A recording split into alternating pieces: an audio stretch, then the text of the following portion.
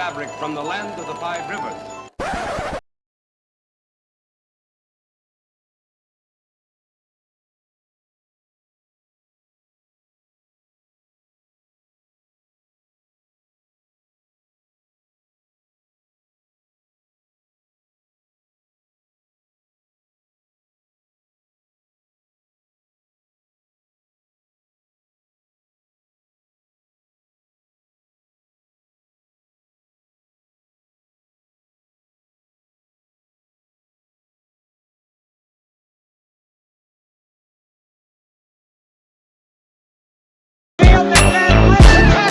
He's gone!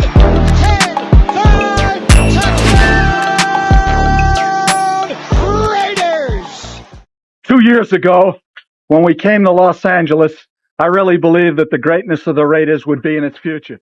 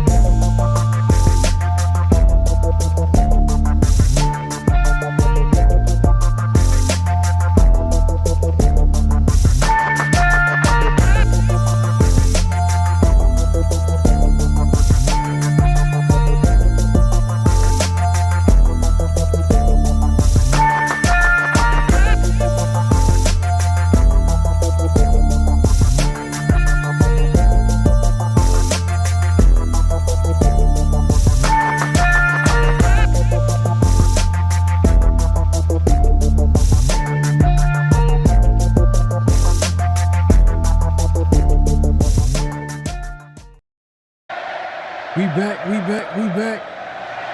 You already know what time it is. Oh, you didn't know? 50-50. Welcome to the 50-50 Show with PharoahNFL and the Severe Raider, the realest show for Raider Nation. The perpetuation of the greatness of the Raiders to take a professional football team and give it a distinct characteristic that's different from all others. Make sure to clock in, like, comment, subscribe, and hit that notification bell. Man, if you haven't already, make sure to clock in, hit that like button, hit that subscribe, and hit that notification bell. It's 50-50 Show with myself, PharoahNFL, obviously the Severe Raider. We're going live on both of our channels, so if you haven't already, definitely hit the like on both channels, as well as obviously your first time visiting us. Definitely subscribe. Man, we got a good show lined up, man. We got a great show lined up. Great conversation coming up, man. Our final, I guess, thoughts on the game. I know a lot of people have been talked about it, and they have their thoughts, their reactions. It's been a couple of days since the game, so we want to look back and talk about what we thought about, after, a couple of days went by, and, we'll get into that conversation. Obviously, flag on a play, notable quotables. We'll get into possible offensive line changes, coaching. It's a whole lot that we're going to unpack today, man. So definitely tune in. Like I said, man, make sure to clock in, hit that like button, hit that subscribe button, hit that notification bell. But salute to the night crew pulling up, man. PNW. Mark Raiders in the building, man. Appreciate you pulling up. My guy, man, holding down the chat, man. One of my mods, man. I feel you, man. Appreciate you coming through. Yes, sir, yes, Rick sir. Rock in the building, man. Appreciate you pulling up. Hey, we got the originals in the building, man. This is what I'm talking about, man. Brim in the building. He said, "What's good, team?" Hey, man, appreciate you pulling up. Raider Resistance, man. Hey, man, you it be like that sometimes, man. Never a dull moment with the night crew now. Yeah, for sure, man. We're gonna have a great show. Michael Smith says, if we lose to the Bears, is it too early to do a mock draft? I mean, we thought about it doing it today. We thought about it. But we gonna wait a little bit, man. We gonna wait a little bit. You know, I don't even want to I mean, look, we're definitely gonna have that at some point. You know, to be honest with you, if we're gonna be completely honest with you, but Yeah. we'll see. We'll see how the season goes. But as how it's looking right now, you know, it doesn't look like a team that can compete for a playoff spot. But it's only the third game of the season. It's only the third game of the season. If they can make some adjustments, if that offensive line can gel, if they can, you know, we'll get into that conversation of what adjustments could be made in order for it to look better on Sunday and moving forward. LS in the building, man. Appreciate you pulling up, my guy, man. I know you went 12-4 this weekend. You was telling me you went 12-4 this weekend, man. Hey, man, I might have to pay attention to, bro, because I think I have the same record that I had the first 2 weeks of the season. So I think I went like 9-6, but I ended up finishing up with the best record, I think. Probably. It was a rough one. It's some games broke late, like the Cardinals game. I got done dirty. Yeah, like the Ravens. Those are ones that broke late for me. Like, the Ravens, another brutal one. It was the Browns. I thought that was the Browns. I know I joked about. I think you joked about me picking the Browns too. Oh man, did you see that? Did you see that clip? Did you see that clip of Myles Garrett basically? Oh yeah, like, come on, yeah. He beat Jordan. so there's a clip, you know, NFL Films, you know, I guess they had like, you know, they had him mic'd up, and he beat the tackle inside, and all you hear is, and this is against the Packers, and Jordan Love is their quarterback, right? So all you hear is once the offensive line gets beat, you hear the offensive line go, "Run, Jordan, run!" Like at first I didn't hear it. But when Myles Garrett went to the sideline to explain it, it was hilarious. I had to go back to it. I was like, damn, that is funny, bro. Like he knew, bro. Like that could have been season ending. He probably could have lost his job. Right there. Man, everybody would have been blaming him for. He cooked him on that move, man. Myles Garrett is a freak athlete, man. Oh yeah, he's the best pass rusher in the NFL, bro. That teleport move. That's what he calls it, the teleport, where he like jumps like basically like a gap, basically two gaps. Like he jumps two gaps with a sidestep, moving that and with the dip at the same time. Like, bro, that's elite movement skills. Like he's a freak of nature to be at that size, to move the way he does, and like it is what it is. He's a former number 1 pick, right? He was first overall pick. Yeah, bro, he's probably one of the like few examples of how a number 1 pick should look like.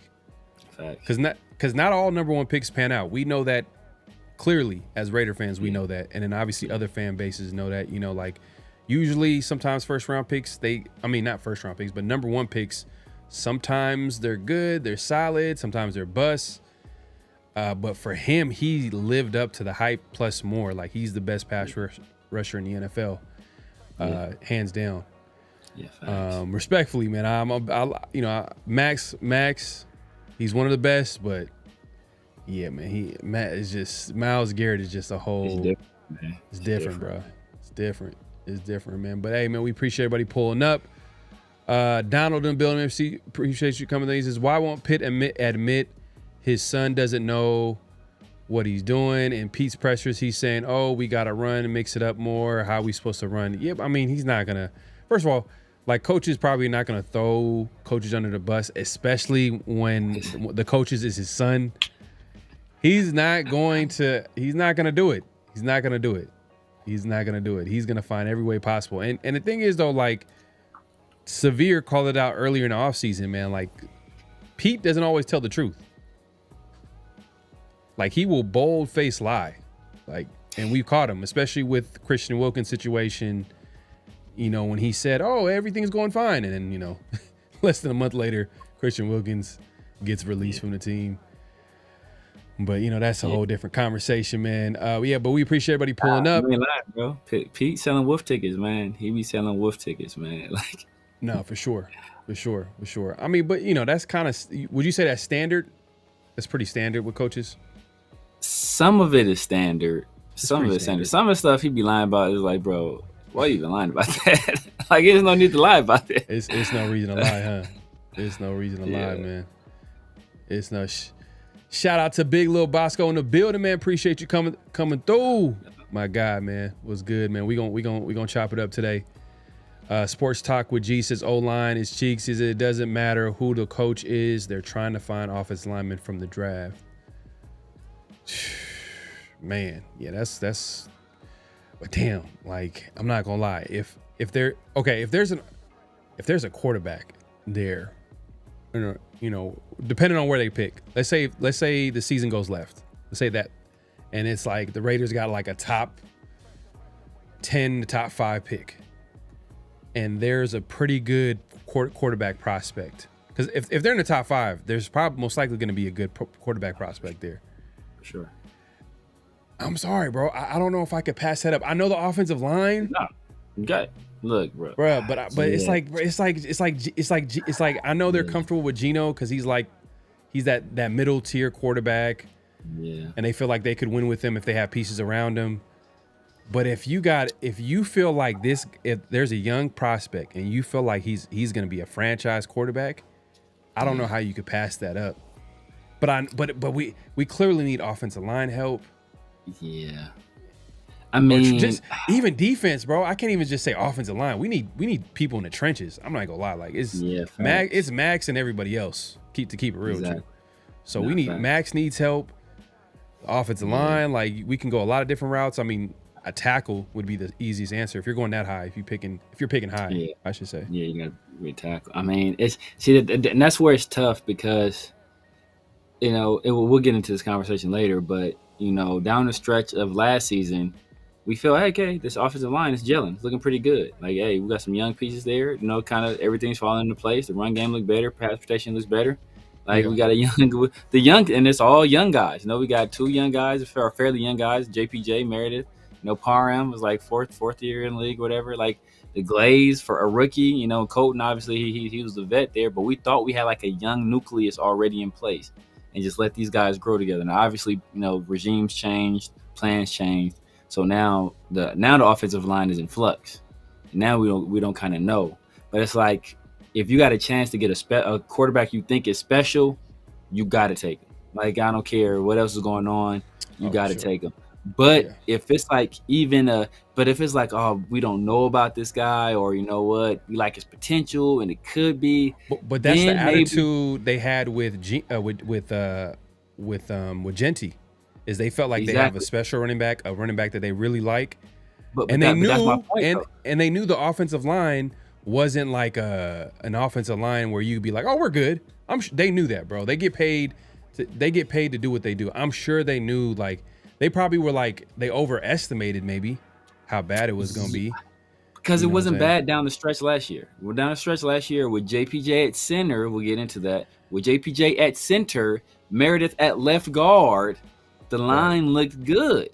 So they thought they can afford to, hey, we can take a luxury pick right here because we feel so good about this prospect. So that's why it's kind of iffy if we get into a high pick next year, because it's like, at the end of the day, you got to get some value out of the Jeanty pick, and you got to do whatever you can to maximize whatever it is he has, whatever you think it is, whatever you think you can do with them in this offense. You have to find a way to get some value out of it, because right now, like, that's just a wasted ass pick. Like, we could be paying Dylan Lobby and Cecil McCormick to fucking run into people. Like if that's what we're gonna be doing. So right now we're not getting any value out of them at all, essentially. So, if you want to maximize that pick and help him become the player you thought he could be, that's why you drafted him at 6 in the deepest running back class ever. Like, you got to do something about that offensive line. So that's why, unless you feel like it's a special quarterback, it's like you almost have to go offensive line. Yeah. But if they go like 8-9 or they win like if they go like 7-10, 8-9, that type of record, then they're most likely going to be like in the middle of the draft, maybe later, like in the 20s or like 15s or whatever. And if that's the case, then you might miss out on the tackles there too, though. That's what's tough. I heard it's a good tackle draft. So it is. Utah got 2 of them. Utah has 2.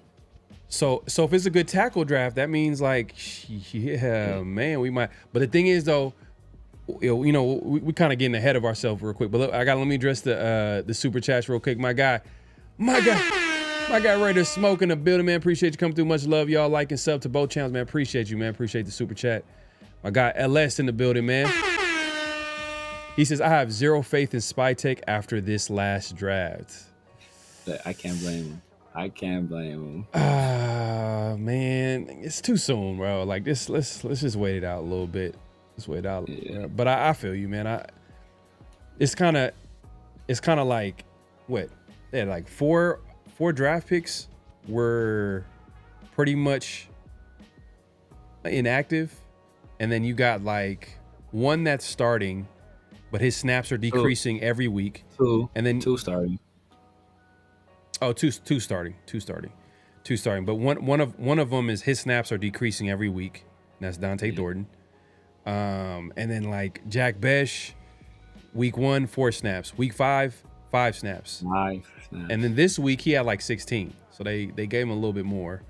But still, your second round pick, you would want him a little bit more than that, especially more than like be honest with you, he should be taking the majority of like Dante Thornton snaps, bro. It's Trey Tucker. It's Trey Tucker breakout season, bro. Like it's official. It's underway. Like he had 4 touchdowns this season. Geno has 4 touchdowns. All of them went to Trey Tucker. Had a breakout game, 8 catches, 145 yards, 3 touchdowns. Last time I seen 3 touchdowns, your boy Michael Crabtree. Yeah. Against I think might have been against Baltimore. Might have been Baltimore. That was a clean game too. Yeah. That was a great game. That's like one of my favorite 2016 games right there. Ooh, that the route that Michael Crabtree had on that touchdown. It was I think it might have been the third one. Was it the third one or it was the second one where he caught it in the back of the end zone. It was like a deep route. Like a seam route or whatever. And then like the way he got the corner and he got his feet in the back of the end zone. Late hands too, with the late hands. Ooh, that shit was nice, bro. That shit was nice, man. That's clean. Yeah. It was nice. Michael Crabtree was a dog, man. He was nice, bro. He was a number 2, but he was nice. He was nice number 2. Exactly. Yeah. But yeah, man, we appreciate everybody pulling up. Appreciate the super chat, LS Smoke. Appreciate you, my guy. Let's just get into it, man. I guess we already kind of started the conversation. Obviously, y'all sleeping under a rock, man. The Raiders lost on Sunday. I'm sure y'all talked about it. Yeah, it happened. It be happening. Like I said, I like the 10 a.m. games because if they lose, I can go on with my day and just because I hate I hate the most because I know a lot of people it's a mixed bag because I've heard people say, oh, I love the nationally televised games. I like them if we win, but if we lose, I'm like, damn, bro, I went out my way to set aside time to watch this game at this very moment, to watch this team lose, like that Monday Night Football game. I was like, come on, bro. But when it's a 10 a.m. game, it's like, but you don't get a lot of those. It's only when they go to like the East Coast and stuff like that, and it's only if you are in the West Coast that you get the 10 a.m. game. So exactly, so on the East Coast, that's kind of like more of a West Coast thing, man. So shout out to everybody that's on the Western Pacific time zone. Throw your dubs up. Yeah. Well, next week it's gonna be a home game against the Bears, so it's gonna be like a 1:00 game for the West Coast. I think like around 4 East Coast, and for my guys, everybody in Australia, I can't think of from the top of my head. Is that like LS? Is that 3 a.m. in the morning? or the 1:00 games. It's 4:00. It's 4:00 in the morning on Monday, I believe.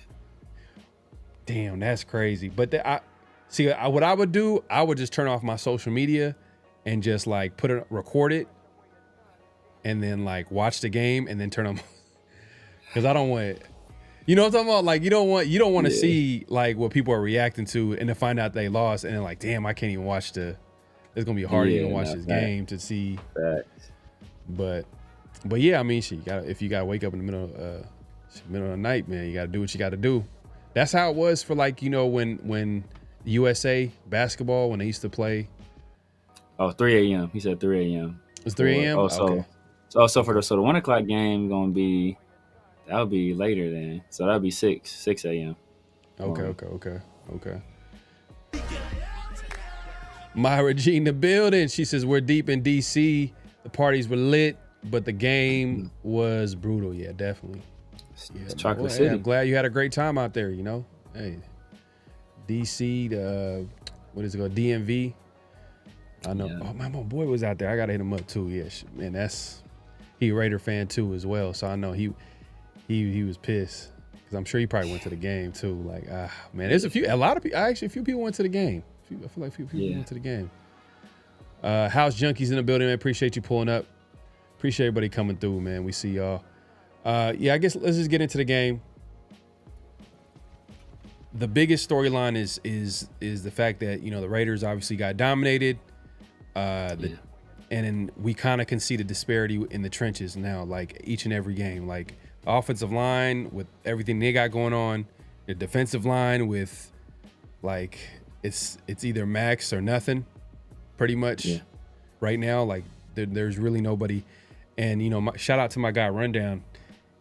I think I kind of agree with him here where he says that there's a talent disparity with the defensive line and then there's the coaching disparity with the offensive line. Even though the talent, I'm not saying that the offensive line is not that talent, but it's just like if you move some of these guys to places where they're more comfortable, or we've seen them actually be at least okay, if not good, maybe we'll get to that average that I was talking about. If we can get to that average offensive line, then maybe we can get one more second so Geno can launch it to Trey Tucker, because every game I'm hearing Trey Tucker is open. He's wide open. Same thing with Jacoby Myers. I keep hearing that they're always open down the field. So it's not even an issue sometimes with them not getting open. It's just that the offensive line is not blocking long enough for them to get to the ball. And then you got obviously the run game is like, you know, it's the obvious thing. I think that's the first thing that people talk about is like, man, we can't run the ball. We got a running back in Jeanty, and we can't even enjoy the fact that we got a running back in Jeanty. You know, like it's literally like it's a luxury piece in the offense that we can't even take advantage of. And some people might argue that was a luxury pick, and they went ahead and did it. But you know, it is what it is. It's just. There got to be some changes. It's a big game coming up against the Bears. I feel like if they lose this game, it's 3 straight. I'm not gonna lie, bro. They're straight losses. Look, the season technically is not over, but like Raider fans is gonna be ready to like full on just, you know, it's Mayday, whatever you want to call it. Like it's over. Like they're gonna go bad. And we're gonna play like a clip by Tom Brady that's gonna be pretty interesting later, where he pretty much talks about fire.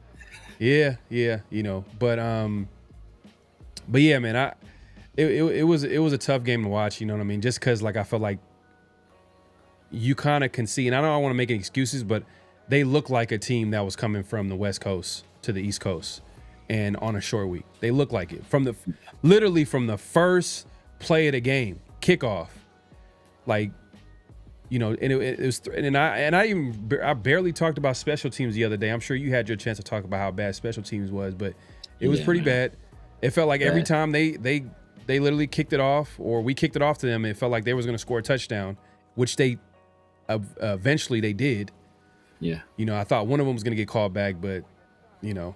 It like I think it was a penalty on the Raiders, so they ended up scoring anyways. But yeah, bro, it just felt like they weren't really prepared to come to play on Sunday against a backup QB in Mariota. You know what I mean? It's like, come on, bro, like that. This is an opportunity. This is supposed to be a winnable game, and you know, and then we went ahead and lose against a Dan Quinn. I mean, Dan Quinn's not a bad coach, but Man, come on, man. Backup QB, and we made Cliff Kingsbury like look even better, than cooked us, bro. And this is the game where it would have felt good to beat him and shut down his offense, especially after what he did to the Raiders. That was disrespectful. If I was in the Raiders building, I'd feel disrespected. You just literally we offer you a contract. It's announced on ESPN. That's a bad look for the organization. You over here like, oh yeah, you know what? Let me take this Commander's job, instead. After they announced it and everything. So that means that his agent and Cliff gave the okay, saying that it's a done deal. Yeah. And the fact that he just did that last minute, I don't care what the reasoning was. I felt like that was kind of weak on his part. It was very McDanielish. McDaniels-ish, you know what I mean? Like he did the same thing with the Colts, right? Years ago. Yeah. He put out. But in McDaniel's defense, he put out, I think after a meeting with Jim Irsay, he was like, yeah, I'm good.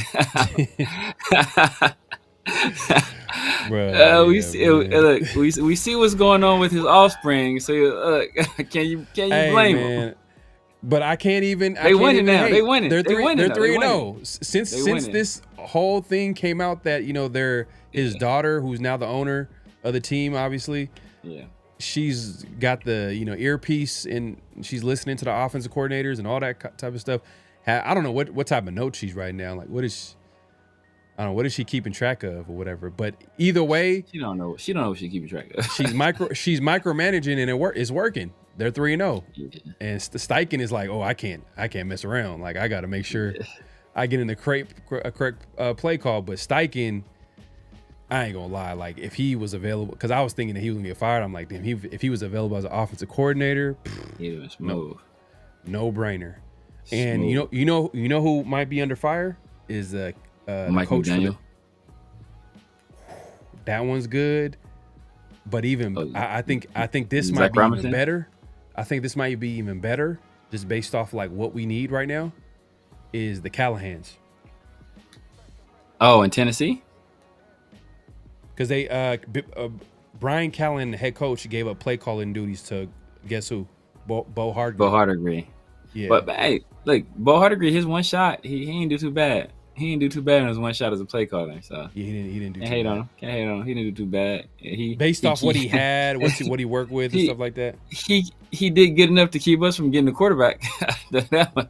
He did good enough to keep us from getting the quarterback. So yeah. So but yeah, man, it's this. Just watching that game, you could say it's a team that's on a short week.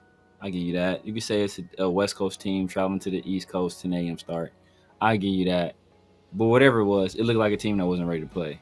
As you said, from the opening kickoff. Like from the opening kickoff, they was, and it could have been worse. If Thomas Booker didn't accidentally punch the ball out and Caillou Blue Kelly fall on it after two Commanders didn't do it, like it would have been bad. It would have been worse because they would have scored on that drive. They was driving on that drive. And the drop, and I think didn't they have somebody drop a touchdown too, a touchdown pass in the end zone? I think a wide receiver dropped a touchdown pass if I recall correctly. So I forgot, but it could have. And did they miss a field goal too? Yep, they missed the field goal. Yeah, so yeah, it could have been worse. And this was not a team that was prepared. And one thing we were assured of was that, you know what, like the team was going to be prepared every week. They're going to go out and play hard, give good effort, like all the small intangible stuff, all the controllables, all of those were going to be like tight. It was going to be just, the trains were going to be running on time. That's what we were assured of. That's when we brought in a guy like Pete Carroll with his experience in the league, especially, and he has a good record when it comes to traveling from the West Coast to the East Coast. I forgot exactly what it was, but he's above 500. He usually does well. But they just did not look like a team that was ready to play. They looked like they were outmatched, outcoached, outgunned. We let Marcus Mariota, I said before, look like Randall Cunningham, Philadelphia Eagles Randall Cunningham. They were running. Cliff Kingsbury was clown. He was just running option plays on us, like just straight like triple option stuff, like just clowning us. We could not figure out their run game at all. It felt like they were getting the running backs had holes. We couldn't tackle. Once I seen the kickoff, once I seen the kickoff return, I was like, oh my God, please don't tell me it's this type of game where special teams is like gonna be. But I didn't automatically think it was gonna be a blowout, but I was like, damn, that special teams is gonna be the difference of the game because they're like getting this. But when I seen the tackling, I was like, oh yeah, bro, it's pretty much over, bro. Like, because that was literally what kept us in the game the first couple of games of the season. It was because of the defense, the fact that they were tackling and stopping, teams short of the first down and getting off on third down, going three, getting the 3 and outs. We weren't necessarily getting pressure, but we had like that bend but don't break defense. Somewhat getting turnovers. I think the Raiders have gotten a turnover every game this season. I think so. Yep. So every game this season. Yeah, I think every game. Yeah. Every game this season, but they just didn't look like they were ready to play they didn't look ready at all. Offense, defense, they got dominated in the trenches. Like, forget about it. Dominated. It was just Deron Payne was just in the back. Could nobody mess with him? They kept trying to run trap. Why you keep trying to run trap against Deron? Like, he's not moving, and you're not moving. He's not moving anywhere. Like, stop trying to run trap against Deron. He's not moving. He's going to be there. Yeah. It's not going to work. You're not going to surprise him. Even if you hit him blindside, he's going to move an inch. That's it. He's going to be right there to make a tackle. So it was just nasty. It was just nasty, man. The offensive line looked bad. Geno just didn't look great. And it's from the opening kickoff. So it's not like it was a situation where it's like, oh, you know what, we got down late and people mailed it in. It's like damn near from the we had the one nice play in the beginning where I think we ran that boot action, and he had to hit Jacoby for a pretty big play, and we still didn't score a touchdown, but we got some points out of that drive. But it just didn't look right. Our offensive line didn't look right. The tight ends ain't blocking. Wide receivers ain't blocking. Jeanty did well for the most part, but he still missed some holes. It's like he's getting better each week. I'll give him that. Each week he's gotten better, and he had a potential to have. If we could have kept it close, he might have been able to have a good game this week. But obviously, that they probably would have. If we would have kept it close, they probably would have keyed in on the run a little bit more. So it's some give and take with that. But he was on his way to having a pretty solid week. But we were forced to pass because we were getting our backs kicked in, so we had to throw the ball. And once they knew we was throwing the ball, Von Miller was, hey, as I say all the time, Von Miller was rubbing his hands together like Birdman. Oh, that dude. He's like, I got DJ Von Miller at this stage of his career is a hired mercenary. He's a hired gun. He's a mercenary. Yep, mercenary. Yeah, there you go. But with Geno Smith, we kind of see. I'm like, now that I've watched him a few, we kind of see his weaknesses a little bit. Like, he holds the ball a little bit too long. I think that's just part of who he is.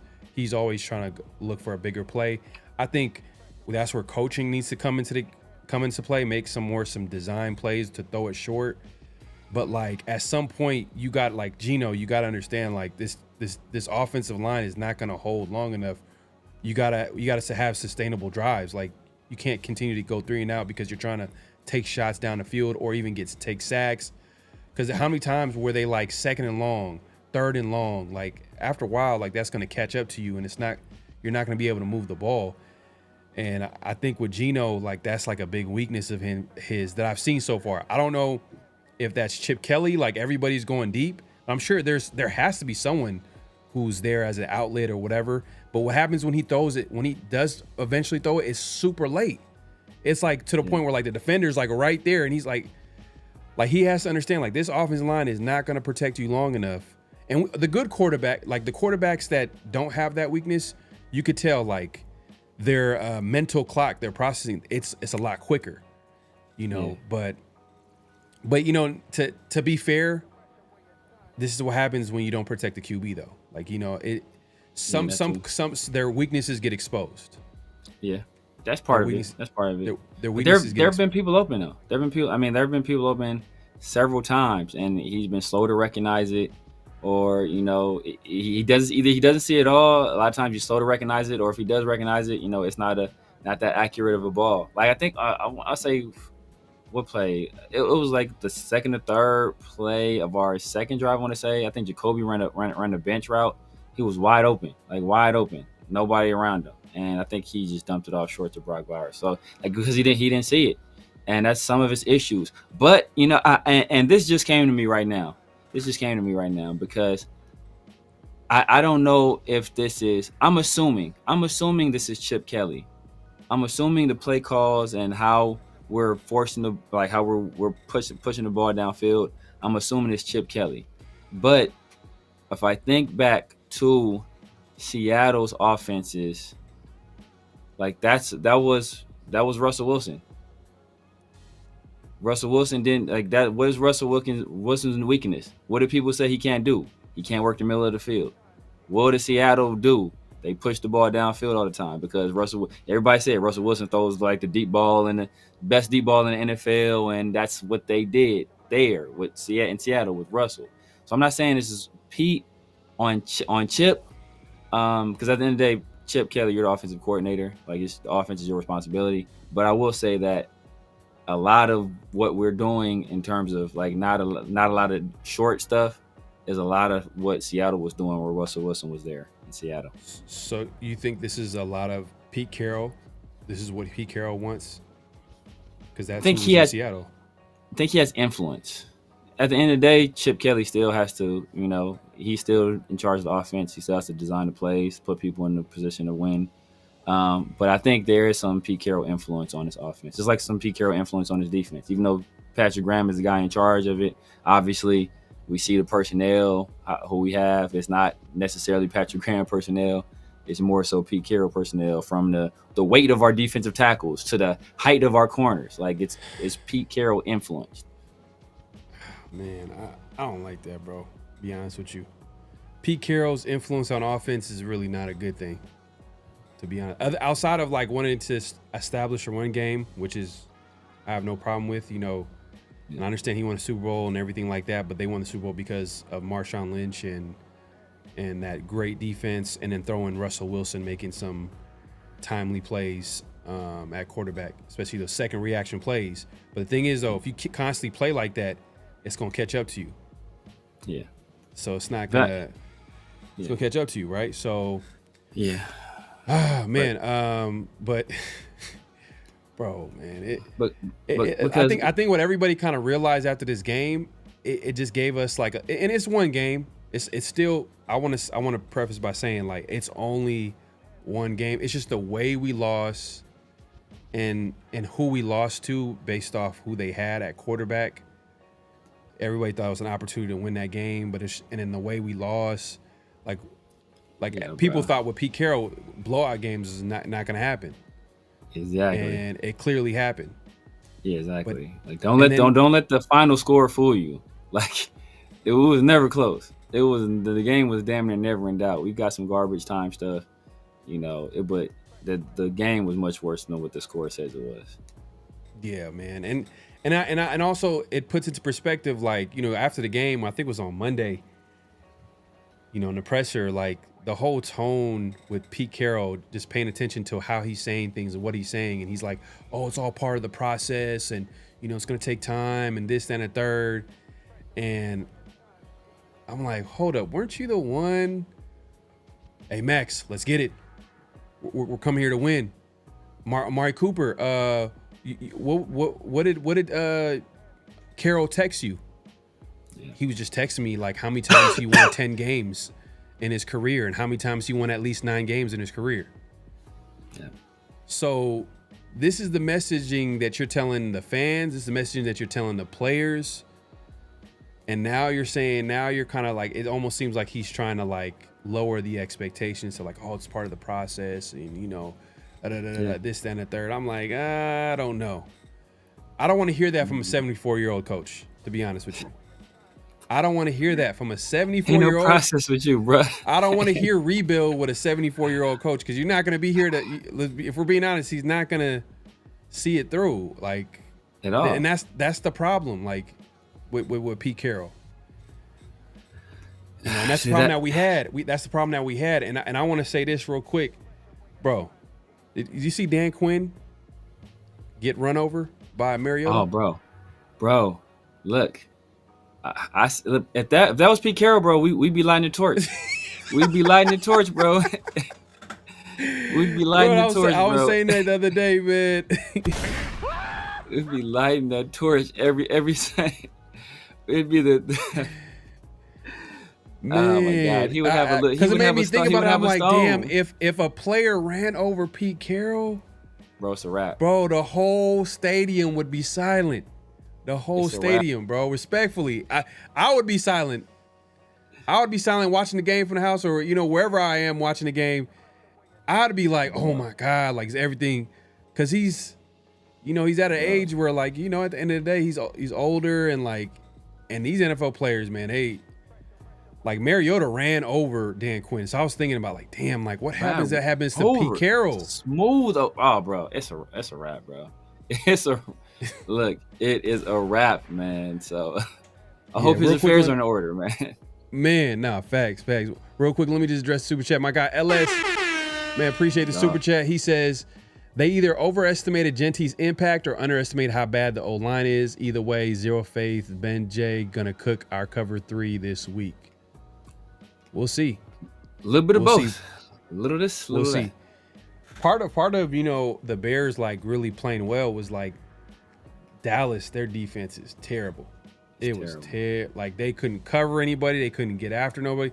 But to be fair, it's not like right now the Raiders they're not showing us that they can get to the quarterback consistently. But we do have Max Crosby, and if we're going off like the first couple of games of the season, when the defense is, coached up and they're playing hard and they're on point, they can at least follow a game plan. They can at least, play that bend but don't break defense. But Ben Johnson does kind of scare me because he's a good offensive minded coach. Like he's gonna have something cooking. Yeah, for sure. To get after this Raiders defense. But we'll see, man. We'll see. Yeah, and then you think about that, like who the guys that's been giving us trouble recently? It's mobile quarterbacks. And I remember after the week 1 game, I was watching like with the Patriots people because I was excited at that point. After we win, bro, I consume all the content I can about the game. I was watching the Patriots people talk about the game. I'm watching the Raiders people talk about I'm watching everybody talk about it, and I'm hearing them saying like, bro, we should have won this game. Drake May was awful. He missed so many throws. There's so many opportunities there. So much he left on the plate. And then week 2, not for about to say Phillip Rivers, Justin Herbert, he didn't miss as many of those opportunities as Drake May did. Week 3, Marcus Mariota didn't miss as many of those opportunities as Drake May did. So, like if we get a quarterback that's not making mistakes and it's not missing guys wide open or, being careless with the football, it looks a little bit different. So, and Caleb is an uber athlete. If nothing else, he is an uber athlete. And I felt like the defense played well against Herbert. I get what you're saying. Like, as far as Herbert, like part of the reason why the Chargers won was because of Herbert making plays and using his legs too. Don't forget about that. Using his legs and making second reaction plays like that, especially that touchdown in the red zone for Keenan Allen. But even that game, like I felt like the Raiders they're pretty solid outside of giving that big touchdown, that long touchdown play, like as far as big plays. But for the most part, they kept big plays to a minimum. The big concerning part from this last game, and I think it might be like just an outlier, is the run defense. I don't think the Raiders' run defense is as bad as they showed against the Commanders. I would hope it's not. Yeah, I would hope it's not, but I don't think it's as bad because we missed so many. Bro, we get that Nichols dude. Literally, Chin had him right from, and then you had three people. Devin White came from the back, and then Roberts was on the side, and then obviously, let's get another pause right there. I knew it was coming. That was a crazy one, man. You was cooking. I was gonna let you keep going, bro, but that was too egregious. That was too egregious. Boy. Oh man. First of all, All right, man. I'm just gonna let it go now. Hey, LS man, appreciate it. But my point is that the Raiders couldn't tackle nobody. Oh man. Hey, if you was not gonna say nothing, the chat was gonna say something for sure, man. So I'm surprised LS. I'm surprised LS. Because LS is LS. He don't pull no punches, bro. He gonna let you know. You say something questionable, LS gonna let you know for sure. I'm not. Oh my god, bro! Look at this picture right here. Look at this picture. I'm not bueno. Let me see if I can. Oh yeah, is that the Mark Davis? I already know. I already seen it, bro. Hey, look, I'm not mad at Mark Davis, bro. Hey, Mark Davis, look. I got a franchise I bought. We got MVPs. We winning playoff series. We winning championships. Like, y'all didn't want me touching the Raiders. I gave it to Pete Carroll and Tom Brady. How y'all looking over there now? Oh, is this still my fault now? Oh yeah, I thought it was all Mark. And now, okay, so Mark living his best life. He's like, okay, I'm gonna let y'all do that. I'm still collecting these. I'm still cashing these checks, and I'm over here with some winners. Well, he's doing the same thing with the WNBA team. It's running itself. It's not like he's yeah. So he's hired the right. He's hired the right people with the WNBA team, and he sees the success there, so he knows it works. So hopefully, he's trying it with us. He's trying it with us. So hopefully, Tom Brady and everybody. He's been trying it to some extent. No, but he tries, but then there's always a moment where he's like, come on, Mark, bro, just like, for example, we talked about hella times with the McDaniels situation, like me with McDaniels, yeah. Like if there was like someone in his ear, he would have like, hey, bro, if you fire him now, like. Do you know what I'm saying? Like, just think about how the draft position would have worked out. I know that's crazy, but that's how GMs be talking. If we're being real, they're not talking about like just the season. Like they want the team to win, but like they're thinking like ahead. They're thinking about the draft. They're thinking 5 years from now. They're thinking about who they can sign, who they're gonna give extensions down the road, and they're thinking way ahead. But yeah, Pete Carroll thinking about a mausoleum. He thinking about a bureau plot. He's thinking about it. But back to the game. Back to the game. I know we got a little bit off track, but yeah, but like that run by McNichols, that's what I was talking about, man. It's like that's why, I don't want to hear these excuses. We keep hearing these excuses about guys getting hit at the line of scrimmage or getting hit behind the. My bad. guys hit at the line of scrimmage, getting hit behind the line of scrimmage. Like, he broke 4 tackles and then took it 60 yards. 4 tackles and took it 60 yards. So it's like, that's what I want to see out of our run game. Clean it up, Severe. Just clean it up. He broke 4 tackles. That's it. He broke 4 tackles. That's it. We're just gonna leave it right there. He just broke 4 tackles. That's it, man. I'm dying laughing. Yeah, hilarious. Bree says, Severe, your guy Tyree is non-existent. Yeah, bro. Look. He had 14 snaps last week, and then this week he had like 20 something. I'm not gonna rehash this, man. I've been saying it forever. I've been saying it since we drafted him. I've been saying it since then. I saw it. That's why I only say stuff if I see something about somebody. If I see something, I say something.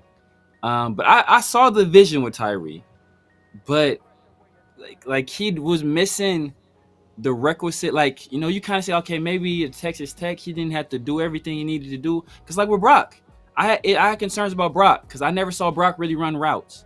I never saw Brock in contested catch situations. I was like, man, so how is this? Is he gonna have this much space in the NFL? The first 3 games, Brock showed everything I didn't see him do at Georgia. He did multiple times over the first 3 games. It's like, okay, well, he's just that level of athlete. He has that level of movement skills. He has that level of hands. Like, he's just that guy. Tyree, it never showed. So that's why people kept saying, oh, it's this and it's that. But it just never, I never saw anything. Even with Jeanty, I can see stuff. Okay, bam. Okay, I see a little something there. Okay, bam. Okay, I see that move right there. Okay, bam. You see little bits. Tyree never showed nothing. So like Jeanty, you can see glimpses. You see flashes. Tyree, it was The only flash he ever had was he beats a guy in a bull rush, or he's unblocked and he sacks a guy. Like the only flash he ever had. So that's why I kept saying, like, I gotta see a pass rush move. It don't gotta be like no exquisite. I don't gotta see him do the ghost move that Von Miller does, or the teleport move that Myles Garrett does, or the like, I don't know, the hunt move. I don't gotta see him do nothing spectacular. Just a pass rush move, and I have yet to see it out of him. So, like, he is what he is at this point. He is what he is. I will say this is that, like, I think his role, he's obviously a backup. He's backing up like Max, and Kuntz is not getting a lot of snaps too, by the way. He ain't been good. I mean, and I had high hopes for Kuntz. He just ain't been good, bro. He got beat, but oh my God, on the play action, he got beat. It was like, bro, get this dude out of the game, bro. It was bad. And I'm a Kuntz guy. Yeah, and he got beat so badly. I'm like, man, it's just discipline. At that point, it's not about being hurt. It's like, you gotta stay disciplined, man. It's like, read your keys, have eye discipline. It's just like, we weren't prepared to play, man. We weren't prepared to play. And as you alluded to earlier, man, it's like, if this was a young coach, you can go through this stuff and be like, all right, you know what? He's learning on the job. You know what? He's taking these lessons. He's learning from them. He's going to get better. But when your coach is 85 and a half, like, bro, like, what lessons is he taking from this? Right? Like, you feel me? Like, you can't teach an old dog new tricks. Like, this a dog older than a motherfucker. Like, what is he finna learn? Right. Like, you feel me? So it's like, man, and then the same thing with Geno. It's like, if it's like a young quarterback going through these growing pains, like, you should look at Cam Ward. You see Cam Ward out here making mistakes. You see Michael Penix making mistakes. You're like, all right, you know what? They're in their first year starting. Like, Atlanta you expect them to get better. They got skunked. Yeah, they haven't been. And Michael Penix ain't been good either. For the most, to be honest with you, he ain't been good either. My boy Spencer Rattler been better than Michael Penix, but Damn. It's like, but well, I know that game, even the Vikings game, I didn't get a chance to watch the Vikings game. Vikings game, he wasn't horrible, but he still wasn't like, you could see that you could see them. It's like mental mistakes. But it's like rookie, his first year starting, he's making rookie mistakes. So, but if he was going through this stuff with Geno, with a young quarterback as well, it's like, you can accept it more because you can see a light at the end of the tunnel. But like, when you got these older people at the end of their careers, you just don't see a light. You don't see a light. You just see tunnel, and you don't know where this tunnel is leading you to. So right now, we're wandering in the darkness. Right now, I want to know what Pete Carroll was able to sit back and learn from taking a year off or two from Seattle, and now he's obviously head coach for the Raiders, because he made a point to be like, hey, the last time I took a break from coaching, I was able to come to USC and hit the ground running and yada yada. I want to know what he learned and I want to see how he's able to, like, bounce back and adjust to what happened last Sunday, because let's just pivot real quick, because the biggest story right here coming from this game, obviously we got blown out, and it was the Commanders literally were in control the entire game, and they dominated. It is what it is. The offensive line, Yeah. it keeps getting worse and worse every game, and in this game it was like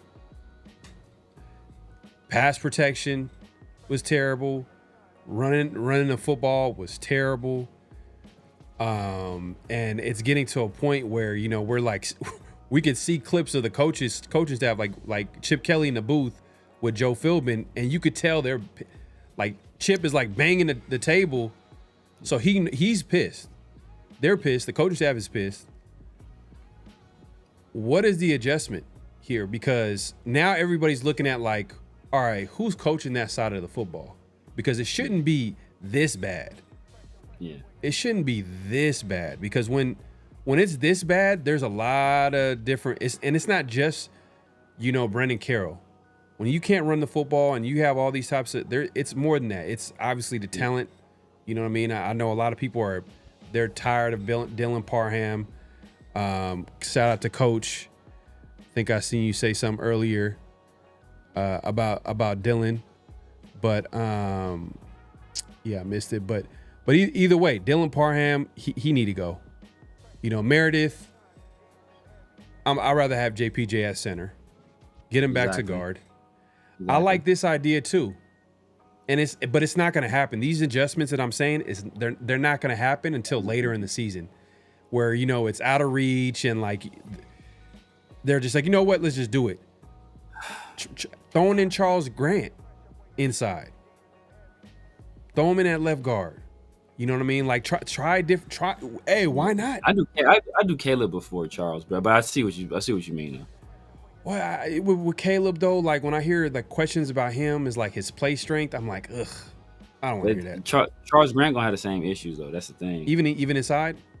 Yeah, even inside, he gonna have the same issues because he's a guy that he had to gain a whole bunch of weight just to play tackle because he was light. Ah, damn, like, bro. Then that's both. But and think about Caleb is mean. He doesn't have a lot of like I wouldn't say his play strength is bad, but it's not ideally where you would want it to be. But he's a guy that's he plays with a certain like level of tenacity. I'm trying to choose my words carefully as not to get a pause, but he plays with a certain level of like a fierceness, a ferocity. There you go, ferocity. That's the word. I was gonna drop the N word, but I was like, I ain't about to say that. I have to say that. But no, he plays with a certain he plays like with ferocity out there and with bad intentions. And so that's what you want from your interior offensive lineman. But see, the problem is that there's a fine line between scrapping a plan, right? There's a fine line between scrapping the plan too early and giving it time to to come to to fully develop or to fully come to fruition. And it seems like right now, I said it on X. I was talking to somebody. The only way out is through, because like some of the issue is the chemistry. Is that these guys, we made all these moves, we made all these switches, and then there's some chemistry. We have guys in new spots, and the communication is off. Now Meredith is making the calls, and he's trying to make the calls and snap the ball, and he's playing a position he never played before. You got JPJ playing, but next to two guys he never played by before, and then so some of that is chemistry and just understanding guys' tendencies and what they're going to do, and all of that stuff. But if you make another move, like unless they latch onto that same chemistry they had last year, you low key could be hitting the reset button. So it's like you might just have to just see this experiment all the way through until the season is over with, and then you can make those changes to see what you got going forward. I get it, but they already like messed it up. Yeah. Oh yeah. Like they like why are you like JPJ is at his best even from last year at center. Exactly. And then Meredith, I get it. They don't like his size at guard or whatever, but he was holding his own. He was okay at guard. He was all right. It is what it is. But why risk stunting a player's growth at center, who obviously is way more talented? There was a second round invested into this guy. I know Pete Carroll weren't there when he got drafted, but still, you're gonna have him play guard and be like, oh, that's what it's gonna be, and have him like, so it just makes everything worse when you try to change people's positions and then have them adjust as well as the chemistry. I just don't get it. And I think the offensive line, if they cared about the chemistry and the gelling, why did JPJ didn't play this game? He was active. He was healthy enough. Look, that's terrible. That's nothing. Like, that's another example of Pete Carroll just be lying. He just be flat out lying, because I think, didn't he say something like he was trying to protect JP or something to that effect? But I swear, if I recall correctly, and other people saw it too, so I knew I wasn't tripping. Like, JPJ was out there on special teams. So it's like bro, like, why is the guy who should be your future at right guard, if nothing else, not playing over a guy that is clearly on the downside of his career?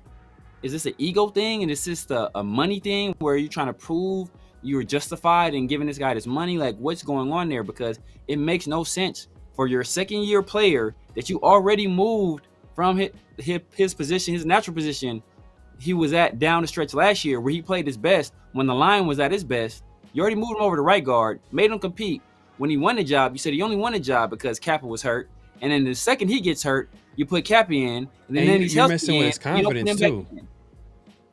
and you messing with a young player's confidence, who obviously you would think they would be more invested in a JPJ over Alex Kappa. Who is Alex Kappa? Terrible contract, terrible signing, doesn't make any sense. Terrible player, doesn't even, like, JPJ should be in the game. If you cared about the chemistry of the offensive line, I understand JPJ missed that game because of a concussion. I get it. Okay. It is what it is. He's back healthy. Why is he not back in a starting lineup? Yeah. Why is he not back in the starting lineup at the end of the day? Real quick, let me address the super chat. My guy Bosco, man, appreciate the super chat. JPJ situation, my context is JPJ had a conversation with Brennan and Pete like he did with AP now, because Pete feel he got time. If you really know ball, coaches politic all the time. Hope I am wrong. Yeah, but that's the thing though. I mean, you shouldn't be. You shouldn't be, because obviously the conversation where he goes up to AP was like, look, I'm the center. And now, with AP was like, all right, well, dang, AP, he's a player. He's been in that position before. He's like, hey, you know what? This guy's passionate about it. He feels he can handle it. He let him do it. But it could be a situation with Pete Carroll where, we see JPJ, he's been saying he's a center, basically the entire offseason, working with Gino to introduce himself to Ashton Jeanty. Hey, I'm your center. Like, that's how he introduced himself. So now it's like, it's almost like they're taking it out on him, and I don't know why. I don't know what's going on there. It's just stupid. It's dumb. It's so dumb. Where I'm like, the Raiders are crazy enough to fire you by the end of the season if it looks all bad. Like, if it gets too out of control. Because think about it. I said this the other day with Rundown. I'm like, what happens if this team only wins 3 games? Bro. Look, but see, that's the thing. See, that's the problem we had last year. And obviously, we all have our feelings about Antonio Pierce now. He's out here snitching like Tekashi 6ix9ine. But that's what I felt like. That's what I first said when Josh McDaniels got fired. Like, bro, you gotta let these guys at least see it through. Like, at least see it through. Like, you got to give these guys time to figure it out. That same thing I said about Antonio Pierce, and I've been keeping consistent. Like, we can't keep cycling through these coaches. That's why that's why the Pete Carroll hire was so risky, because first of all, if it goes right, you only have him for 3 years. But if it goes wrong, like, where do you turn? What do you do? Because you've been axing these coaches left and right. And so you can't do that to Paw Pete. Everybody loves Pete Carroll. If you embarrass Pete Carroll like that, first of all, 3 coaches in a row firing like that, like, nobody in their right mind is going to take the job. No agent would allow their client, especially a young you're going to have to pay them $20 million a year. You're going to have to pay them ridiculous, stupid. You have to pay them the amount of money that Turkey had to pay Canelo to fight Crawford. That's the kind of money you have to pay. Stupid money just to get them here. Because nobody's going to want to come to this situation, because they see the trend where they'll be scapegoated immediately if you don't start winning fast. For a team that hasn't won for 20 years, if you don't turn around in an instant, well, bro, we got to get you up out of here. So that's why it's like, that's why you don't hire a guy like Pete, because that's why I kept telling people, like, I'd rather go through these growing pains with a young guy, because if we hit it, bro, if we get a McVay, we good. Yeah. If we get a Tomlin, we good. If we get, we talked about it when Pete got hired. Like, me and you were like on the same page. Like, we're like, Pete Carroll, like, first of all, it's never been done before. He's the oldest coach in NFL history. And think about it is, when I say it's never been done before, I mean, like, no team has ever had a coach this old. Plus, no team ever was like, hey, here's a 3-year contract. You're going to be our head coach for the next 3 years. At the end of your 3rd year, you're going to be 80 years old. You know what I'm saying? Like, no team has ever said that. The last person, the oldest coach before Pete Carroll, guess who it was? It was Romeo Crennel. He was the defensive coordinator, and he was interim head coach. And guess what? After the season, he retired. Exactly. Like, So it's Pete like, Carroll is the oldest coach ever hired and the oldest coach ever to work. So it's not like a situation where he just got old in the job. Like, we hired him old. Like, bro, you knew this dude was old when you brought him here. yeah. So look, like I said, I'm gonna go back to it's only been 3 games. We'll see. It was a short week. They obviously look like a team that was not ready to play. They couldn't tackle. They got dominated in all 3 phases. It wasn't close. They were in control the whole entire game. Like, I knew it was over, even when not just even the tackling, but even the way they ended that first half. That first half, like, literally, it was a 7-point game. I'm like, all right, just go into halftime. You're down 7. You get ball at half. They go down and kick a field goal. I'm like, oh my God, bro. Like, they're getting everything. Like, they're scoring when they need to. They're like, it is what it is. But going back to the offensive line, the way they're handling that entire offensive line, I think is just terrible. JPJ, it sounds like Pete Carroll, he's going to get him back. He didn't necessarily say that, and this is where I'm like, don't you're going to play these types of games again, where he says, yeah, we're going to get JPJ back into the mix. So we're going to be paying attention as the week goes on to see what that actually means, if he's going to be the actual starter. And if you remember at the end of the conference presser for after the game in the Commanders, he mentioned competition. Exactly. So, but it was only at right guard, right? It was his remarks related. They were talking about the line. He's like, it was specifically JPJ. They're asking him why he didn't play. Yeah. Oh, it's because it was a short week, and we felt like, just to continue off last week, we just felt better that, Cap would just go in there, and then, obviously we get JPJ back or whatever. But I don't know, man. It just felt like an excuse to get Alex Cap in there. And just in case he plays well, then they have an excuse to keep playing him. Yeah. And I pose this question because it sounds like, the only change that's going to happen is possibly JPJ gets, and I say possibly, just for the reasons why I just stated right now. If the only change would be JPJ, I posed this question earlier today, and I'm gonna ask you: are they gonna trade Jackson Powers Johnson? Are they gonna trade him? It just feels like they're gonna trade him. Like, it seems like, Bosco, shout out to you. You said politics, but it just seemed like he's in a doghouse. There's something went on, something going on behind the scenes that we don't know. And I get it, but this happens all the time. Certain players clash with certain coaches.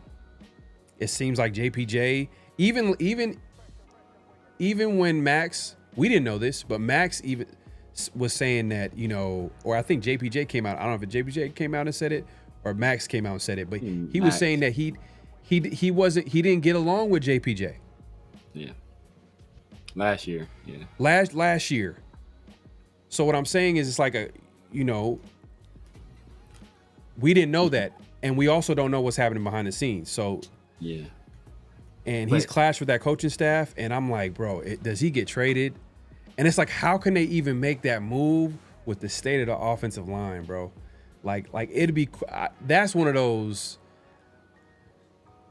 I don't want to be like, man, we need to fire everybody, but it's because I'm so used to it being a Raider fan. Like, man, fire him, man. Like, this is stupid. Yeah. But that's just one of them ugly. That would be such an ugly move, because we could talk about people in the chat over here saying like, oh, you can't coach trash players. But one of the good players on offensive line is JPJ, I would think. One of the most talented players on offensive line is JPJ. Our best interior offensive lineman. Along with Colt Miller. And then everybody else is kind of like replaceable. Yeah. If we're keeping it real. Facts. So do you think you trade JPJ? You think that's a possibility? I don't. It gets a pot. I mean, we trade. I didn't think we was going to trade Jacorian, and we traded him. So we're playing similar games with JPJ as we played with Jacorian, and that was my problem. At least with Jacorian, you can kind of say, hey, you know what, this guy is not a fit. Let's get something for him. A eye for eye type situation where, hey, you know what, I give you something I feel maybe is a strength on my team. I don't necessarily think it's a strength, but hey, you know what, You take one of our better corners last year. You take a guy on your team that, hey, you know what, has some talent, and we have a need at defensive tackle. Bam, okay, swap, bam. We do that in the offseason. Possibility to work out for both teams. Now trading JPJ like this, I don't see what good can come of it. I don't see what good can come of it if we were to make that move. You know who I trade? Not to cut you off. You know who I trade JPJ for? Who? Bill Callahan. Man, oh yeah, oh man, Bill Callahan had us line. Oof. Oh my God, yeah. But that's the thing. The problem I have with this whole thing is that, like, Pete Carroll, the sole focus, it seems like of all his ire with the offensive line it's been on JPJ. Mm-hmm. It's been on the right guard. Even when he said, "Oh, hey," I think somebody asked him about shifting positions or something on the line, and he just said something about the right guard. He ain't even looking at Parham, who getting cooked, or Glaze, who's been struggling too. He's only looking at the right guard. That leads me to believe, man. Like, I hope this is not the case, but it has to be something personal. It has to be JPJ said something to Brennan, said something about Brennan. Pete got wind of it. And now he in the doghouse, because there's no logical reason that I can think of that makes any kind of sense that would say, let's start Kappa over JPJ. And JPJ, he had his maturity issues last year, but guess what? He was a whole new person this entire offseason. He was working with the Max, flew down to Florida to put in extra time with Gino. I think he was in New Zealand or so. I think he was out there with Laki Tasi or something. Wasn't he out there with one of them? He was out there with somebody. It's like he's been putting in all the extra time to be the guy at center, assuming the role, becoming that person who could have that mantle as the leader of the offensive line. And as soon as they had an opportunity to snatch that out from under him, they snatched it out from under him in the most unceremoniously way possible. And it's terrible. Man, you just had me thinking about it. Like, if the reason why that there's an issue between the coaches is Brennan Carroll, this makes me hate Brennan Carroll even more. Like, I'm disgusted by Brennan Carroll even more than what I am right now. Like, there's a level to it. Like, I'm like, you know what? He doesn't have a lot of talent to work with. I don't agree with some of the moves that he made on the offensive line. But if JPJ and him are clashing and Pete is, it's his son. But this is all like speculation, but I'm just saying, like, if Pete is like trying to control the situation by punishing JPJ and he's in a doghouse because he's clashing with his son. It's just like, oh man, come on, and that's speculation. I ain't trying to throw that on his jacket. That's speculation. But it's just like we all, like, I think me and you are on the same page. I think the chat is on the same page. Something is just not right there. It's just something that's not right, and we're trying to figure out. It's not like Kappa's been in there playing well. So it's like it's something not adding up. But I agree with what you're saying though, because like the only two guys that JPJ would be clashing with from a coaching standpoint are the guys that would have something to do with the offensive line. Obviously Pete Carroll being a head coach, he's gonna have some say, but Brennan Carroll, like, he's the offensive line coach. He's the guy that's coaching that position group. So if there's any issues, any changes, he's going to be in charge of that. He's going to be the guy. Yeah. So that's why, like, everybody's tough on Brendan Carroll. Everybody's going at it, and we've questioned him since the hiring. Like, as soon as we found Brendan Carroll was the offensive line coach, we were like, what? Yeah. Like, Brendan Carroll, like, as soon as that happened. And that was like in the beginning of the offseason when Pete Carroll got hired and he was putting together his staff. When we found out that Brendan Carroll was going to be the offensive line coach, we're like, man, that right there doesn't look too good. And we've been questioning it ever since. And the offensive line this is the worst that it's ever been. Now, that being said, this is not just a Brendan Carroll issue. It's also an issue when you can't run the ball the way that we're running it, when you can't, like protect the quarterback the way that we've been protecting Geno, and part of it has to do with Geno, but I think it's also a Chip Kelly problem too. Yeah. I think it's a Chip Kelly problem. It's because it just feels like, all right, we know Geno for whatever reason, and I think I've heard this even when he was with Seattle too. He has a tendency to hold the ball. And during training camp, I forgot who it was. That was something that a beat writer was saying that, hey, Geno needs to be careful with, because he's holding the ball a lot. I forgot who said it, but they brought it up during training camp. And they said, like, this could be an issue, especially with this offensive line. I forgot who it was. I think it was Vinny or Adam. Yeah, it was one or the other, but I remember hearing that. And now fast forward, this offensive line has issues, and Geno's still holding the ball. Now, that being said, this is where Chip Kelly comes in the game. This is where you got to take control as a coach. Where's the short passing game? Where's the design of throwing it? Like, is everything designed to go deep? Like, where can we let a bubble screen? I don't know, a screen, and that's one of the shout out to Gruden. Gruden was the king of the short passing game. Like, he would have creative ways to get the ball 5 yards out, 7 yards out. Yeah. You know what I mean? Like, he would find creative ways to get, and I'm not seeing that from Chip Kelly. And I sent you this today. Former tight end Logan Paulson had a really good breakdown about Chip Kelly's offense and how, like, he hasn't really transitioned from college to the pros. And a lot of it has to do with spacing and the design of the offense.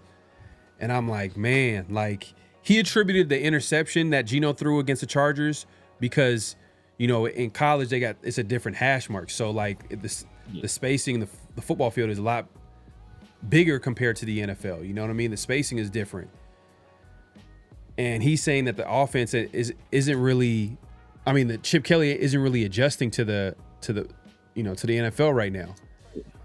And some of it has to do with, him just adjusting, but also, like, it's also affecting the pass game, the way offensive linemen are blocking, the way the run game is getting keyed on a little bit. Like, the teams know when the Raiders are running the football. Like, it literally, it feels like the team knows every time. Like, I know you watched the game last week, but it was like, bro, they were blowing up the run game, like, with ease. I know they got some good defensive linemen, but man, it was almost like they knew that the run was coming every time. Yeah. And I know we talked kind of off camera, and I brought this up before, but for part of the interception in that first play was, and this is still to blame on Chip Kelly. So it's not. Yeah. This might be even worse, actually. But we ran the exact same play out of basically the same formation, but instead of trying to pass it to Brock Bowers in a situation, we tried to pass it to I think it was Trey Tucker, where we ran that little run action to the left. The difference is week one, the Patriots bit off that run action. Jeanty didn't move a muscle either week. In week one, they bit off that run action. The second week, they didn't. The second week, they were like, we're gonna make you prove that you can run the ball, because we saw that you couldn't run in week one, and they stayed right there. And as a result of them staying basically where they were, they were able to get a fairly easy interception. But the thing about Chip Kelly's offense is that I've seen it at UCLA. So a lot of people were like, oh, you know what? When he's at Ohio State, he's used to having superior athletes, and that's why, But he only spent 1 year at Ohio State. The rest of the time he had spent in college, I think from like 2018, he was at UCLA until 2024. Up until he went to Ohio State. The rest of the time he's at UCLA, where they never get the better recruits. He's working with 3-stars and walk-ons. So it's not a situation where he doesn't know how to get the best out of, players that aren't, that weren't highly recruited or super highly talented. Perfect example is Carson Schlesinger was a guy that he brought onto the team. That dude was a former walk-on, right? We look at Greg Dosage was a guy that's in the pros as well. Former walk-on that walked on, I think walked on that wide receiver. He turned him into NFL caliber tight end. Like, so he's getting these guys. DTR was a guy that played wide receiver at Bishop Gorman, played 1 year quarterback. He got him into his system. He was able to get him to the NFL. So he's used to having guys that are less talented. And all we heard all offseason was, man, like anytime they could say it, or it was something they could reveal, or especially, I think it was especially after the joint practices started, or after they had that open practice, is like, man, the Raiders are using Jeanty a lot in the passing game. Like, they are throwing the ball to Jeanty a lot in the passing game. Like, he's heavily involved in the passing game. He's going to be a big part of this passing offense, and it just hasn't happened yet. And I don't know if it's just a virtue of him not calling the plays because he's not comfortable, or just maybe just being a bad play caller, maybe just being a bad play caller. But I don't think that's the case, because when he was with Philadelphia with the gimmicky college offense the first time, I think they won like 11, 12 games his first year. They were one of the top offenses in the league. Deshaun Jackson had his best year as a pro. Jeremy Maclin had his best year as a pro. LaShawn McCoy had his best year as a pro. All these guys had their best year as a pro. That's when he was running a weird, strange scheme with guys, that weren't necessarily his guys. But now he's running, which is supposed to be a more pro style offense, and he's struggling. So I don't know what it is, but it's up to him to figure it out, bro. You got 6 million reasons to get this thing together, because you're the highest paid. You're getting paid more than some head coaches in the NFL. So it's your responsibility to get this fixed. It's your responsibility to find a way to get Jeanty involved. Your responsibility to find a way to maximize Geno Smith, who we gave a fairly large contract to. Your responsibility to get Brock Bowers more involved, even though he's been hurt, but to get Michael Mayer involved, to get something out of that. It's his responsibility, because he's being paid so much. So obviously there's offensive line issues. Jeanty hasn't fully lived up to the hype. Deontay Thornton couldn't run a route to save his life. Jack Besh has been non-existent, and Brock is hurt. But bro, like, the NFL ain't about fairness. It ain't about excuses. It's about results. Either you getting results or you're not. And I keep that same standard with everybody. You getting results or you don't. I don't want to hear about everybody else around you, what they not doing, what they are doing. What are you doing to produce results? And so far, nobody in this offense has been producing any kind of results outside of Trey Tucker last game and Jacoby here and there, and Brock in week 1. When he was healthy, right? And Brock right now, he's playing on one leg. It's obvious. Like, I seen that first pass play where they throw, it might have been the first pass play to him, but it was a throw in the end zone where he tries to get up. When I seen him try to get up, I was like, bro, that's not Brock. A healthy Brock would have he would have high pointed that ball. He was waiting for it to come. I was like, yeah, bro, he's not all the way there, bro. He's not all. He's playing hurt. But yeah, but the reason why I brought up that Logan Paulson, former tight end, and it's a clip I put up. It's on their podcast. Check out their podcast, Take Command. It was they were previewing the Raiders game, so it was like from last week. But I felt like it was a great take and breakdown of what possibly might be going on with the Raiders offense, and it put a lot of perspective in it. It's not just a Brendan Carroll issue. When the Raiders can't block the way they are blocking right now, it's not just a Brendan Carroll. Like some people pointed out in the chat, it's a talent issue. It's obviously Brendan Carroll making these weird, like not putting the best guys in the best position to succeed, but also it's Chip Kelly. Whether it's his play design, the way the way they're keying on his offense and they're teeing off and knowing when the run game is going to happen. I mean, look, we've seen guys uncharacteristically look like bad blockers in this offense. Like Jacoby Myers looks terrible blocking. I'm not gonna lie, he's missing blocks left and right. I know we talked about it earlier for the show. You was talking about Michael Mayer can't block, Brock Bowers ain't blocking. We don't have a blocking tight end right now. No one's blocking. The offensive line ain't blocking. The tight ends ain't blocking. Job. Exactly. His job, literally, his only job is to be a blocking tight end. He can't even do it. So this is it's a big issue, and I think Chip Kelly's a part of it. I think the players are part of it, obviously, and Brendan Carroll too as well. So hopefully they get their act together. It's going to be interesting to see how they bounce back from a blowout game. I think it says a lot about a team on what they do the next game. Usually when a team gets blown out, they usually respond by playing at least respectable, playing tough. Yeah. Look at the Bears, the team that we're playing this week. They got blown out by Detroit, Ben Johnson's former team. Detroit, who right now they look like they haven't. Ben Johnson, who like they are still one of the best offenses in the NFL. They dropped 50-something points on the Bears. Next week comes, Bears take care of business. My upset pick, by the way. I told you the Bears going to win that game against the Cowboys. But yeah, anyways, the CD Lamb went down too. He's out for the Cowboys. Is their season's over. They down bad, bro. They down bad. But Bears end up blowing out the Cowboys after they got blown out the week prior. So maybe, hopefully, if the Raiders can go back at home against the Bears, it says a lot about the team, the coaching staff, everybody. So if they lose this game, or if this is anything close to a blowout, I'm just so used to being a Raider fan. You know what I mean? Like, that's all I know. That's all I know. It's just like I'm gonna be programmed. I'm programmed to just like at this point, like the Pete Carroll experiment and whatever's going on with the Raiders. and they don't necessarily have to win though. Like it's not for me. My expectations weren't high this season. They weren't high at all. Yeah.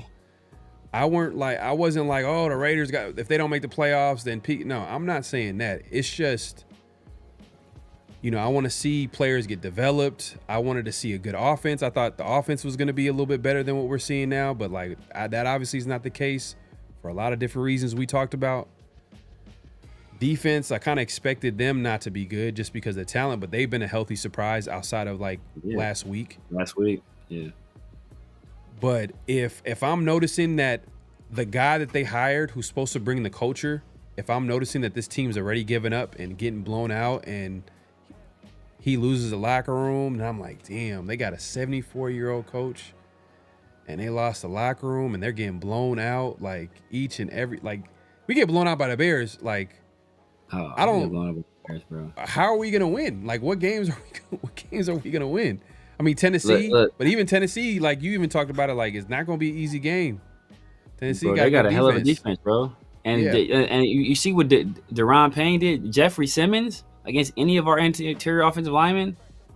It's like, man, the revenge of Arden Key versus DJ Glaze, bro. Oh man, that could get bad. That could get bad. So hey, but hopefully the team responds as you kind of alluded to before. The teams coming off blowout losses usually respond. We're gonna get like a little bit of extra rest because we had that super early game. So hopefully, we're able to rest, recuperate, come up with a game plan, a sound game plan against the Bears. Something to keep Caleb contained. But like if we lose this game, we lose big, man. It's going to get bad. What happens if it's a great game, the Raiders respond, like the offense looks cool, but if they lose, it's a close game and they lose it.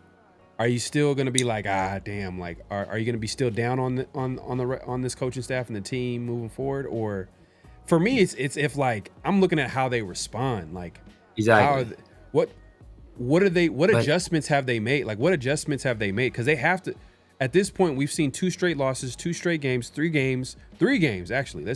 I know they won the week 1, but we're seeing a common theme with the team that is not going away. Like, what are the adjustments that the coaching staff are going to make? Are they going to leave in are they going to bring an extra offensive lineman to have max protection to give Geno time to throw it down the field? Are they gonna what are they gonna do? What are the adjustments? I want to see what that looks like. On top of that, I want to see how the players respond. Are they gonna come out and play harder?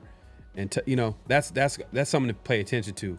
But as far as like the outlook of the season, I don't know why people are like really like stuck on like, oh man, we got them. It's not playoff or bust with this team. I never looked at it that way. I know Severe, you never looked at it that way. But it is what it is, man. It is what it is. We see everybody pulling up, man. Appreciate everybody coming through. Yeah, Alex says underrated, good defense, Titans.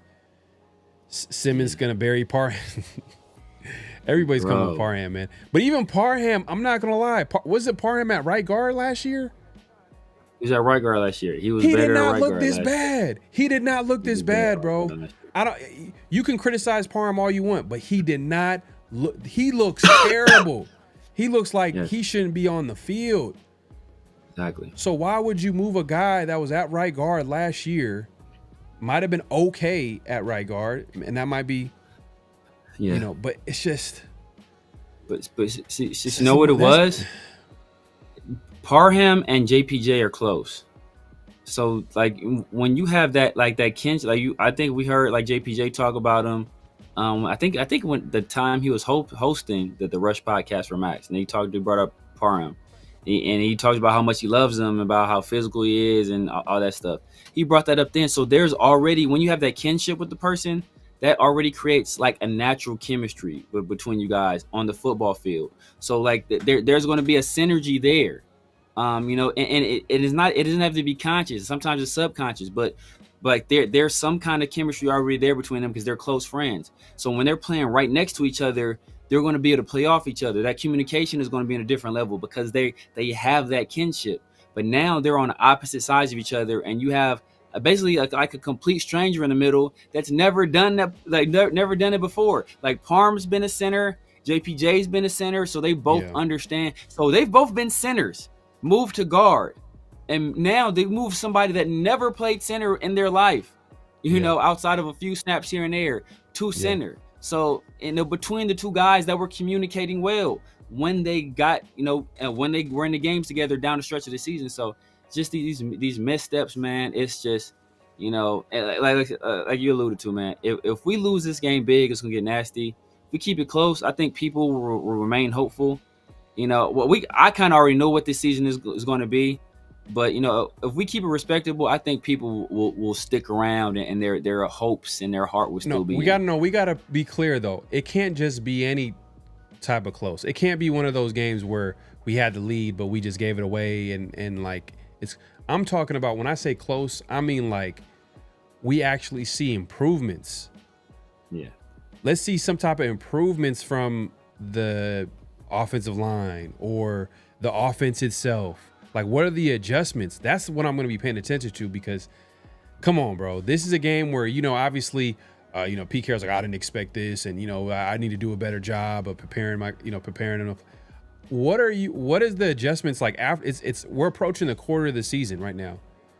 Literally, this Bears game is going to be 4 games into the season's first quarter of the season, 17-game season.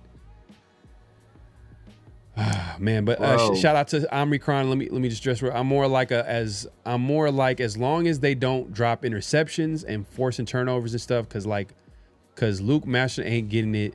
The Darius Smith and trade JPJ for a lineman. First of all, who's gonna trade JPJ for a lineman? If anything, they're gonna try to keep their lineman if they're trading for a lineman. Why would they trade? It doesn't make any sense. Zadarius Smith, I think, got picked up. I think he got picked up by the Eagles. Yeah, we brought Luke Masterson and Shamar Bartholomew in for tryouts. Bartholomew, man. Whew. Yeah, that's all my word. My thoughts exactly. My thoughts exactly.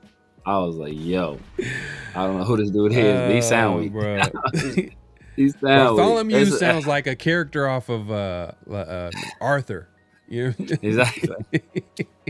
Downton Abbey. But yeah, man, it's the thing about it, say like what pissed me off about that Pete Carroll quote, and I know we gotta move on. I know we gotta get flag on the play. What pissed me off about that quote though is that, bro, you're 80 fucking years old. Like, how did you, like, you shouldn't be surprised by anything on an NFL field. You've been coaching since the 70s. Like, not made up, literally coaching since the 70s. There shouldn't be anything you see on a football field that surprises you at all. Like, nothing at all. We brought you here for this very reason. So to be like, oh, I wasn't expecting this, or I didn't see this come. Like, what? How did you not see this come? Like, bro, you should recognize the signs before anybody, because you've been in these situations innumerable times. Like, whether it be at the collegiate level, at the pro level, with the Jets, the Patriots, with us. Like, you've seen this, but you've read this book, you've seen this chapter. You should know what's going on. So I don't know, bro. Maybe he forgot. Maybe the early onset is kicking in, and he just forgot. You wild. Yeah, man. It's tough. And another thing too, I want to see some of these guys that were inactive play. Like, what's the purpose of having, Mostert? Like, what was the purpose of him making a team if you're not going to allow him to play? What are we doing with Mostert? That doesn't make any sense. Yeah, bro. We should have kept. I know you're not the biggest Sincere McCormick fan. I would have kept Sincere McCormick. Yeah, if you have Mostert, what was the whole point? I thought okay, a Mostert is going to be a guy they can rely on offense, third down guy. He's going to have a role. He doesn't have any role. He's literally been inactive. He's on the roster. He's a 33-year-old running back, and he's inactive. Yeah. I want to see him come in the game. They need to try something new. I want to see JJ Pegues. Shout out to I think someone in the chat mentioned JJ Pegues. Some of these draft picks that were inactive, I want to see him play. Yeah. You know what I mean? Especially the way the defensive line is looking. Hemingway, like, at least. Yeah. Throw him in there. Like, Lalu has kind of been a bright spot, though. He's been solid. He's been cool. Be all right. He's been making plays here and there, but, it ain't. Yeah.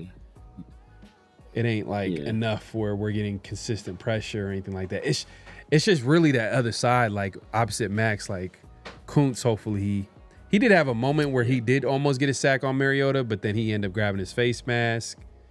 Palomao had his moments. Yeah. But I feel like today's NFL is kind of ugly. Like, they called that penalty on him. I was like, and he almost had that interception. He dropped it, which, Oh yeah, that penalty on Palomar was weak. That was trash, bro. That was trash. Because he led with his shoulder. Like, guy was a runner, wasn't defenseless. It was a good play, defense, bro. bro. Yeah, but like you said, Kuntz, man. Like, I was a big supporter of Kuntz. I was one of the people saying that we should have, pre-injury, we should have paid him. And now, if he would have looked anything like this, after we paid him, then it would have been a horrible contract. So I was trying to pay him early, pay him a little bit higher, but pay him, trying to do the Darren Waller thing with him. But now, that would have been a waste of money. I agree. Look, ain't nothing wrong with. I know people were talking about nepotism. Ain't nothing wrong with nepotism. Like, okay, it's cool. You know what I mean? Like, hey, you've gotten to a point in your life where you're successful enough where you can hire. Like, hey, I don't got no problem. Is when they're unqualified. Yeah. That's the problem. That's the problem when they haven't, like, they're not. And shout out to Bosco. He says just have Philbin have him be the offensive lineman and have Brendan learn from him, because he's never been an offensive lineman coach in the NFL. A lot of his experience has been in college. Yeah. And literally, I think, I don't know if you could correct me if I'm wrong, I think he's only had 1 year as an offensive lineman coach. I think he's at Arizona. He was an offensive coordinator and I think offensive line coach at the same time, if I recall correctly, for Arizona. Bro, hey, Joe Finn was on that staff, so I know he's a senior. I don't know if he's out there like, hey, look, because I remember we were laughing last year. We thought that Marvin Lewis was out there collecting a paycheck or whatever. Him and it might have been Joe Philbin too. They were just, I think it might have been the linebacker coach. Rob Ryan. Yeah, fact. Yeah, he was like a special assistant. Joe Philbin, please, man. I know. Hey, I know it's like he getting up there in age, but it's like, come on, man, help us out here, man.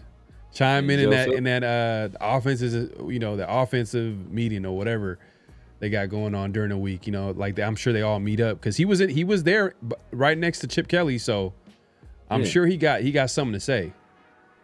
I'm sure he does. Yeah, man. But hey, we appreciate everybody coming through. Make sure to clock in, hit that like button, hit that subscribe button, hit that notification bell. We're going live on both our channels. So if you haven't subscribed to both, definitely do so. And also hit the like button, hit the notification bell so be notified for new content when we go live and all that good stuff. Let's move along, man. It's that time, man. It's that time, man. It's flag on the play. Personal foul, 69, offense. He was giving them the business. All right, man, Severe, what we got for flag and play this week, man? I feel like there was a few, but we had to cut it down to just one right now. But there were some notable ones. Some notable ones. I'm trying to keep it lighthearted. You know, we knew this was going to be it's a heavy show. Trying to keep it a little bit lighthearted. Obviously, you know, the Giants drafted Jackson Dart out of Ole Miss, I believe in the second round. And you know, as quarterbacks do, the last, you know, I guess great quarterback they had was Eli Manning. And Eli Manning, as the veterans do, he told the rookie to reach out to him if he ever needed anything. And Jackson Dart took it in a little bit of different direction. So I told Jackson, if you have any questions about anything, you know, I'm here for you. You know, football related, or just, you know, when you're deciding, you know, what town you want to live in, or this or that, or just all of a sudden it's training camp. He calls me, you know, one day. He's like, "Hey, you got a minute?" I'm like, "Yeah, of course." So, you know, such a similar situation we're in, like, you know, bringing in a veteran like Russell Wilson. They brought in Kurt Warner. Yeah, sure. I was like, maybe this is dealing with that or something. He goes, "Can you give me a reservation at Fort Charles tonight at 6:30?" The best French dip in America. Yeah. I was like, no, that's not part of the deal. Like when I said I'm happy to help out, I'm not doing that. I get I'm it. not your reservations guy. You have to earn the right to call and get your reservation. That's amazing. You know? Fort Charles Prime. Let me just give a little context to it. It's this like 8-table restaurant in Greenwich Village in New York City. It's impossible to get a table. It's one of those where you can't just go on Open Table or Resy and get a reservation. It's probably the greatest meal I've ever had in my life. Damn. It's crazy. Damn, he tried to. Yeah, flag on play on him, cause literally he had to know when he said if you need any help or any questions, he had to know that he was talking about football related stuff. But he tried to take advantage of, you know, Eli being Eli and having connections around the city and try to take advantage of that, man. But that's funny though. That's hella funny. That's a funny story. That's a funny story. Because you would never think about doing that. Like who? Like what? Ricky? Like. Is that confidence? Would you call that like super confident? Low key, bro. Low key, because it's like who would think about doing something like that? Like, bro, like, oh man, like, hey, bro, remember that time you said you can help me with anything? You're like, yeah, man, what you need? Like, you need some film session? Want to sit down and go over the practice tape? He's like, nah, man, I need a reservation. Like, what reservation? Like, bro, what is this? You got to have that a little bit. Like, I'm not gonna lie, especially in New York. Like out there, you got New York. Yeah. Raiders, we got the type of quarterback that we have to have. He gotta be the quarterback that talks shit. Like he got like Geno got that in him. Geno he'll be ready to like. So that's why I like Geno where he's like he fits right in because he's like he's not afraid to do whatever. It's like in New York, you gotta be strong. You gotta be confident. You gotta be strong will because the media out there is crazy, and I don't think. That's the one thing that I feel like Las Vegas doesn't have.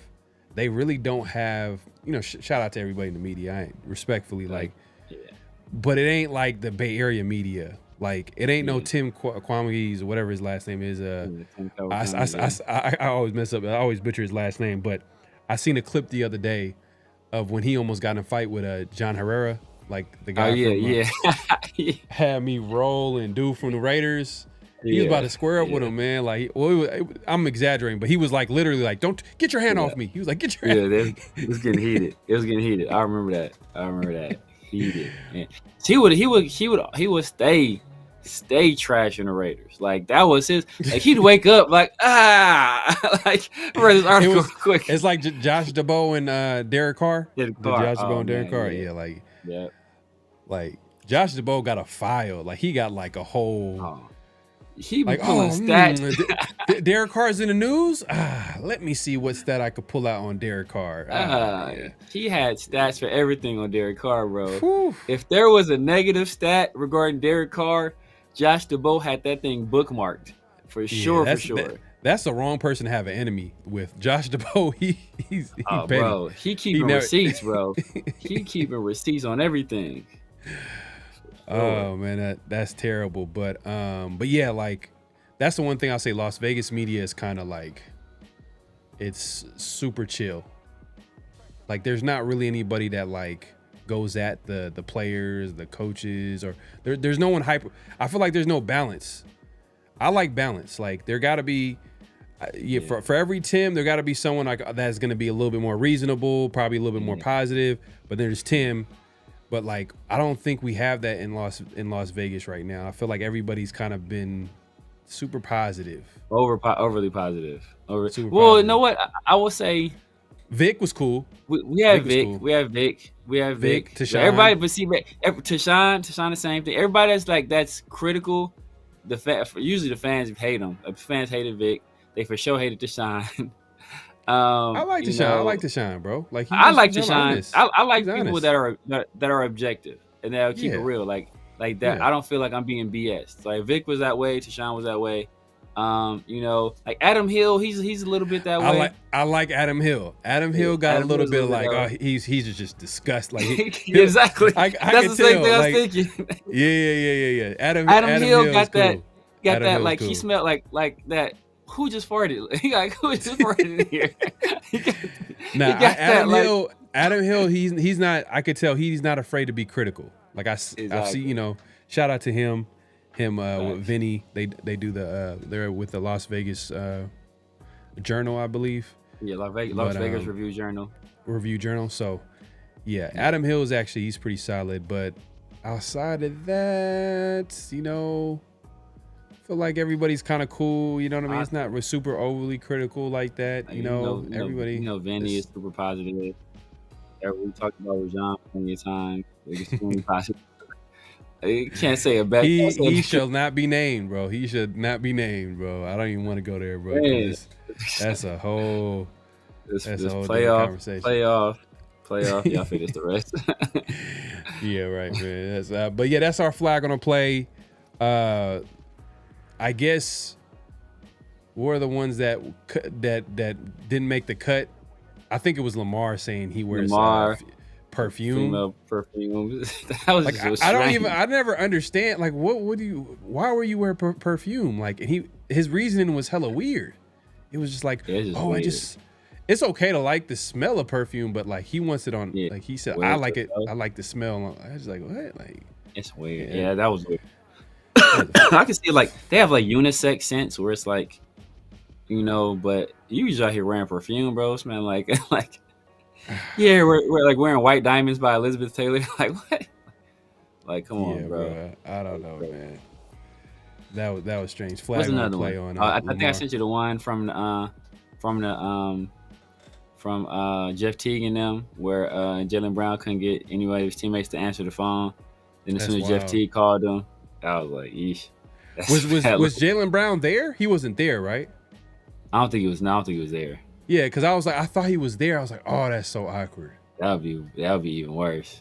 That'd be even worse. Yeah. Damn, that says a lot about Jaylen Brown. And but Jaylen Brown, man, I can see Jaylen Brown rubbing people the wrong way though, cause he's like super smart, like hella smart. I think he's like was an engineering major. He's like hella smart. Like I think he graduated early. He like super smart. With the Cal, yeah, he was super smart. So it's like he probably one of those people that's like hella snobby, like talk to everybody like they dumb. Yeah, man. But yeah, I think that was literally all the other flags on the play that possibly could have made the cut. But yeah, man, if you haven't already, make sure to clock in, hit that like button, hit that subscribe button. Flag on the play on Jackson Dart, who gets his first start this week for the Giants. So we'll see how that goes.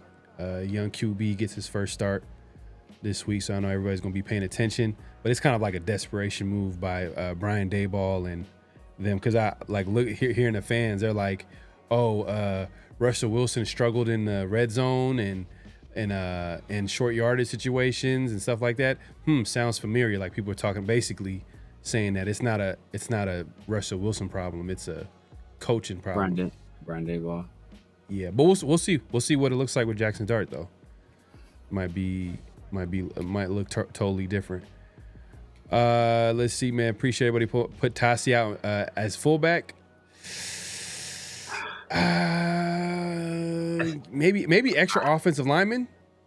Maybe. Yeah, maybe against Jumbo. But see, think about it, like I know a lot of people, like some obvious situations. a lot of people want to put a fullback in front of Jeanty. I just think that's going to cloud the picture further for him. He's already having some issues recognizing cutback lanes and seeing the running lanes. He's getting better every week, though.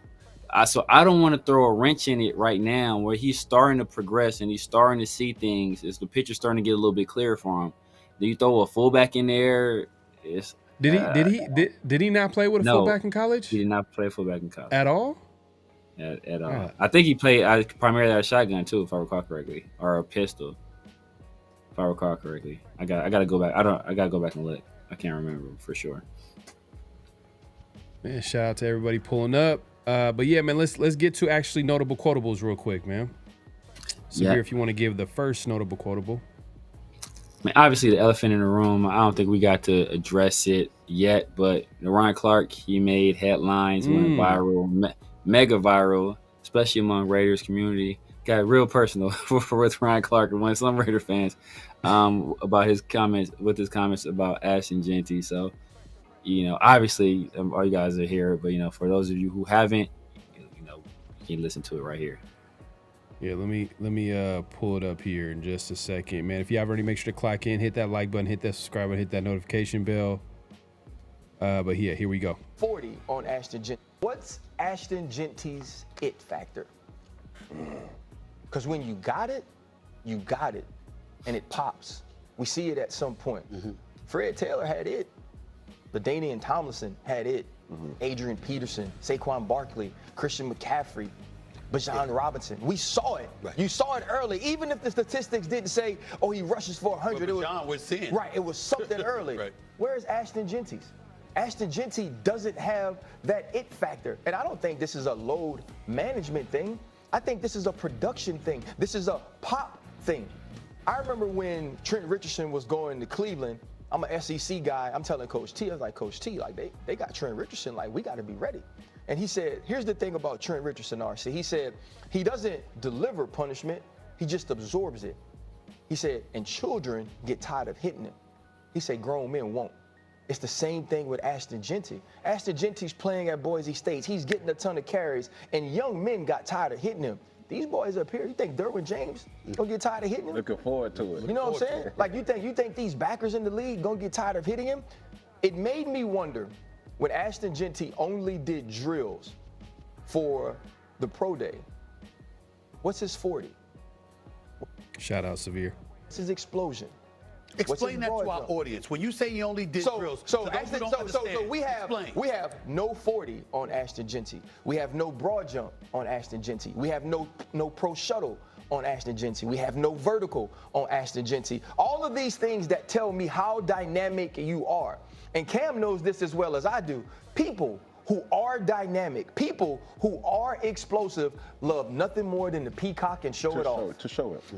When you look at Saquon Barkley's combine, when he ran 4.4 flat, he was disappointed because he thought he was 4.3. And so to me, Ashton Jeanty doesn't have that pop, doesn't have that thing that makes him different. And I don't believe it's load management. It cut off. I believe it's production. Okay, before we go to Cam, then, bro, what's Ashton Jeanty's? Yeah, I think look, that's enough. We got the gist. Yeah. And look, first off, I want to say this, man. First of all, I feel like that's hella. I feel like it's unfair. It's only been two, 3 games. I get what he's saying. Yeah. Like I feel like a lot of people have been criticizing Clark. I get what he's saying. He's saying the eye test. He's talking about the eye test. That's pretty much the majority of what he's saying. He's not talking about production. He's not talking about how many yards he has. He's saying like just looking at what.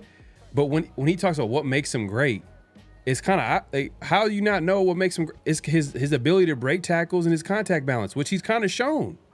He's shown, and then he tried to use Trent Richardson as an example of a guy that like hey, in the NFL they don't get tired of hitting you.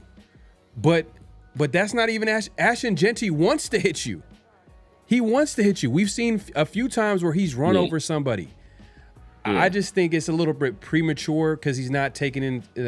I think he's not taking into effect that the Raiders' offensive line hasn't been all the way there because we haven't really seen him in open space. Because I think that's where we're going to see a lot of his skill set a little bit, like the ability to break tackles, the ability, his contact balance. Look, you know what it is, bro, with First Take. Shout out to you, though. He made a point there. I was like, that's Severe's point right there. You was talking about that during the draft. You was talking about how, like, if, people who don't do the athletic drills and they, that they're super athletic. I remember you made that point, and I was like, bro, he watched 50-50 show for sure. He got that. He did his research. He went on Raider YouTube. He's like, let me see what my talking points, because what Ryan Clark does at ESPN and First Take, they're looking for hot takes. They're looking to say something that's going to be like super controversial and like, and it worked too. I'm not gonna lie, it worked, because I posted that on Around the Shield, man. It went viral. People went crazy. But you mean it's a polarizing take, but it's only polarizing because there's some truth to it. Now, is it completely true? No, because we kind of know what made Ashton Jeanty special was obviously his contact balance, his ability to break tackles, and also his vision. But thus far in the NFL, his vision has been sketchy, sometimes downright bad. And, his contact balance, it ain't been the same. And I think that's what he was alluding to when he was saying, he wasn't talking about Ashton Jeanty will get tired. He was talking about people in the Mountain West. At some point, like, they submit. It's like, I really want to hit this guy again? He's saying dudes in the NFL, they're not going to submit. No. You ever seen? I always bring it back to the Simpsons. You ever seen the Simpsons episode when Homer was a boxer, and how he would win his fights? So he would just let people pound him, just beat the crap out of him, and then but and pause on that pound him thing. But he would just let people just beat the crap out of him, right? He would let people beat the crap out of him, and then they would get tired, and then he would just like push him over and win by knockout. But then when he fought an actual boxer, when he fought Drederick Tatum, he thought that was going to be the same case.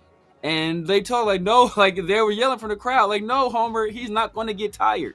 And that's kind of what Ryan Clark is saying, like, no, man, these people are not going to get tired of hitting you. So now you have to show your ability. Your ability has to manifest in a different way. Now, that doesn't mean that it can't be the same ability, but it just has to look different, because at Boise, he took a lot of hits and absorbed a lot of hits. But I will say in the NFL, we see him delivering more hits, but he's also not breaking tackles like he was at the collegiate level either. So, it's his ability has to manifest in a different way. It's not going to look the same. And will he be able to adjust from, okay, I can't just absorb hits and bounce off people here. I have to make it look different. Now, each week, he's gotten better. From week 1 to week 2 to week 3, I think week 3 he could have had a good game had we been able to run the football. But obviously we were out of it. But he still has question marks. They're still out. Even week 2, like I said, they didn't look like every time there was like he had a good run, they went away from him. They brought Zamir, and it's funny. Some of his own doing too, though. Yeah, but what happened next game? They lost that game, and what was the talk about? Like, damn, they should have gave the ball to Jeanty. And I'm sure Pete was maybe in Chip Kelly's ear, and I know Chip Kelly that week was like, "Oh, we're trying to, it's load management. We got to conserve them. We're thinking long term." But guess what? Next game, how many carries you got? You got 17 carries compared to like what, the 11 or 13 that he got. Against, but we're 10th in NFL in carries, so it's not about. I mean, people can quibble about when the carries come, or like the situations or the play calls. Like, we can quibble all that. It's not about volume, because he's getting plenty of volume. It's just obviously we're not putting him in the best positions in terms of as an offensive line. But there's been several plays. I've sent you several plays. Marcus had put like 3 or 4 plays on Twitter saying, like, look, Jeanty had a wide open lane right here. He's not seeing it. Like, so right. We can quibble with the offensive line, we can quibble with the play calling, but people don't want to assess any blame to him. And that's where the issue, like, everybody plays a part in it. Is it all just him, or is he trash or a bust? It's way too early to say he's going to be a bad player, or anything like that.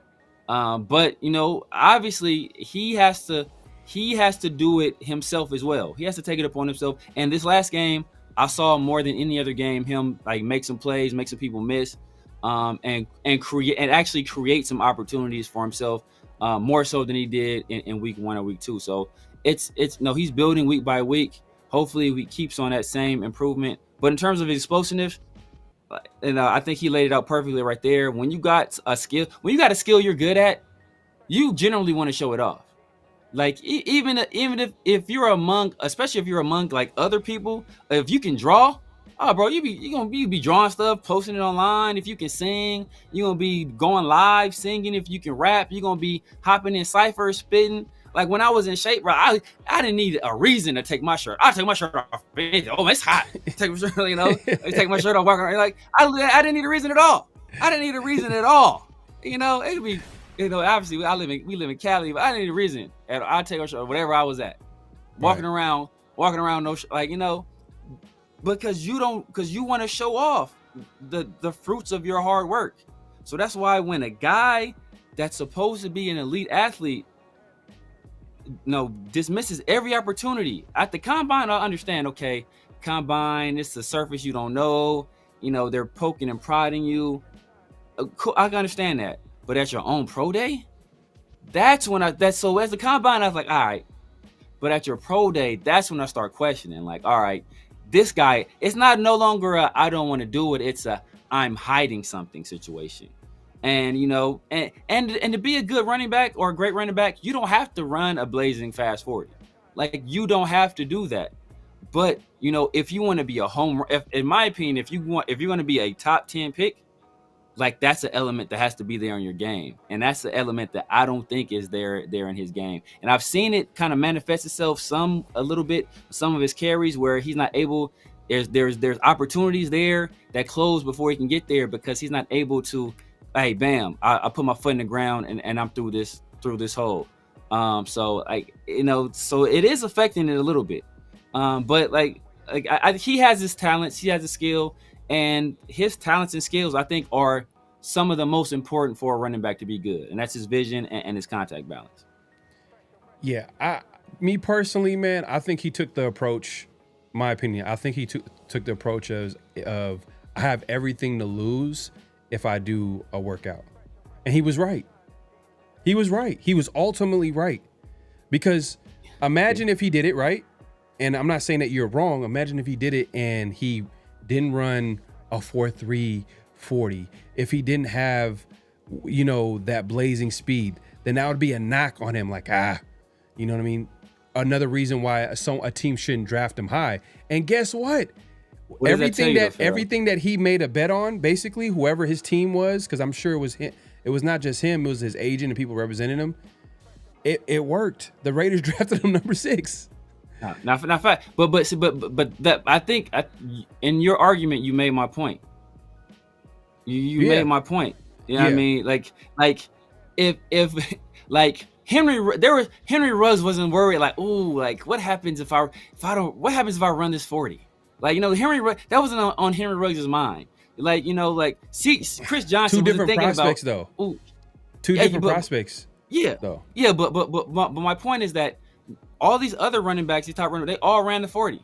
Like all these other guys ran the and there were questions about his top end speed. So not like that wasn't a question.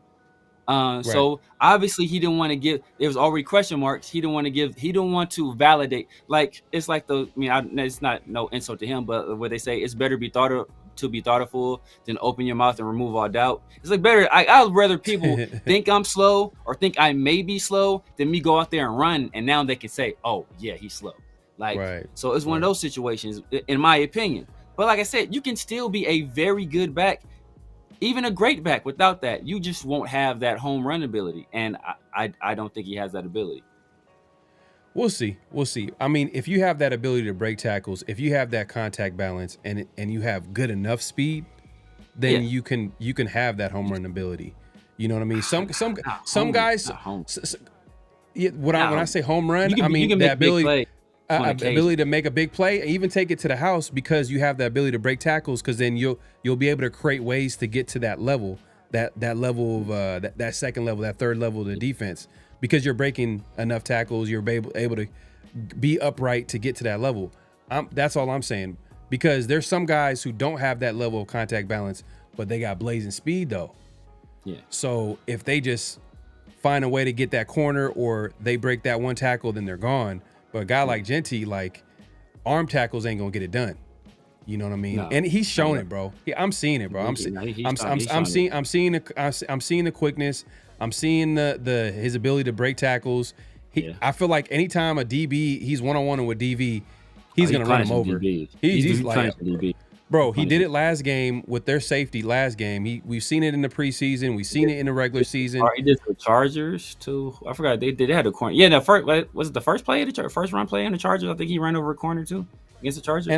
And you look at the numbers too. You see like he has 144 total yards and 145 yards after contact, which is a crazy stat. He has more yards after contact. Yeah, but I don't want to get into the weeds on that. But like I said, some of that is of his own creation. Because I've seen situations where he doesn't hit the hole fast enough, and the guy, grabs him by the arm in the backfield, and you're not gonna arm tackle him in the backfield. And I'm not saying all this to say that he's perfect. I'm not saying he's a rookie. He's a young player. He's gonna make mistakes. I think the situation he's in too, as well, is kind of a tough situation where it might be affecting him a little bit, like where he's hesitating. Shout out to Rundown. We were talking about it like he was tap dancing in line a little bit. He was a little tiptoeing instead of just hitting it. You know what I mean? But it's an adjustment when you have a line like this, and it's like, you don't know when it's gonna open up. You don't know where it's gonna it's just and it's not just the line. It's the tight ends too. Like I said, like the first run play against the Commanders. I think he was a massive hole to the right side, and he recognized it. But Michael Mayer was getting blown. I forgot who was blowing Michael Mayer, but Michael Mayer was getting blown up by somebody, and they damn near pushed Michael Mayer right into Jeanty. So that's the opportunity right there that he didn't get to take advantage of because not necessarily the offensive line in that situation, but because a tight end, a skill player. We talked about Brock Bowers already. I seen Brock Bowers getting his ass whipped by some linebackers and some safeties. I seen Ian Thomas get his ass whipped too. Jacoby Myers missed some blocks. So right now the run game is it's in shambles. Yeah, bro. I'm kind of disappointed with Chip Kelly though a little bit. I know the offensive line's been terrible, but it's just like, bro, that's the one thing. I know we could look. I know we want to talk about Pete Carroll and his age and Brendan Carroll and some of the moves, but I'm like, what is Chip Kelly's adjustment to what's going on right now with this offense? Like, what is he like? Why are you not getting Jeanty involved in the pass game? I understand. Maybe he's in there to to pick up a blitz because teams are blitzing the Raiders. Raiders offensive line like there's no tomorrow because they're doing a terrible job of picking it up. They're running stunts, they're doing all that. They've been doing that since game 1 of the season. But find a way to get Jeanty the ball in space because he exactly.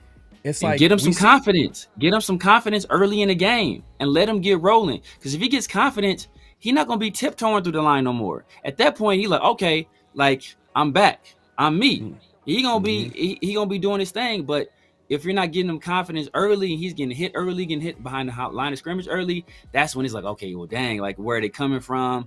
Okay, well, dang, that last play he got beat. He's gonna beat him again. That's when that doubt starts to creep in your mind. So. They got to get, like you said, get him in space, get him some screen passes, get him some little dump offs. Let him get out there. Let him run over 2 or 3 more corners. Let him get a run over corner the first 2 or 3 plays of the game. At that point, he's like, all right, bam. Now it's game on. Now I'm rolling. But we're not doing that. We're not doing that. Shout out to Raider Allegiance Loon in the building, man. Appreciate you coming through. He says, how would Jeanty do behind Philly's offensive line? I'll tell you this, though. We'll see a lot of what makes Jeanty special. Because he'll be able to showcase that because he'll be able to get in open space. He'll be able to get to that second level. The offensive line will get pushed because the Phillies offensive line is one of the best in the league. So we'll be able to see what makes Jeanty more talented. And then RC could just make a better assessment of what Jeanty is. But he ain't, man, it was just hot take.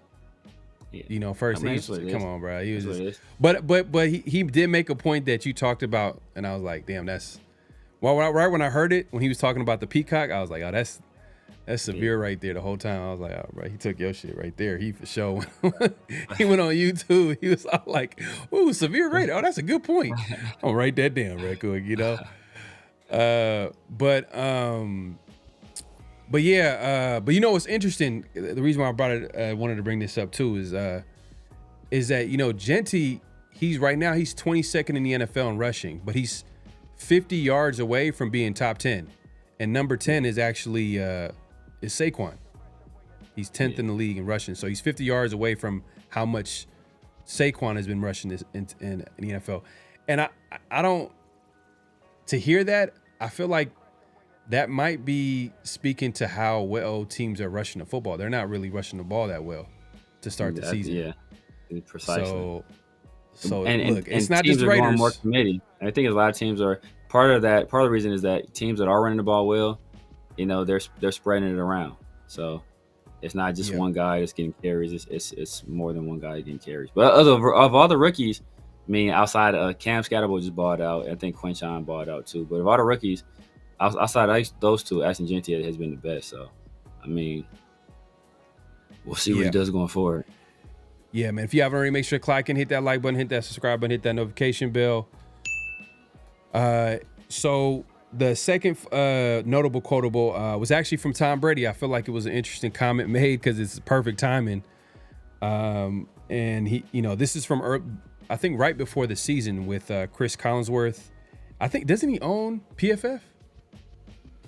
Chris Collinsworth. I think he. I think he founded it. Yeah, I think he founded or he's one of the owners of PFF.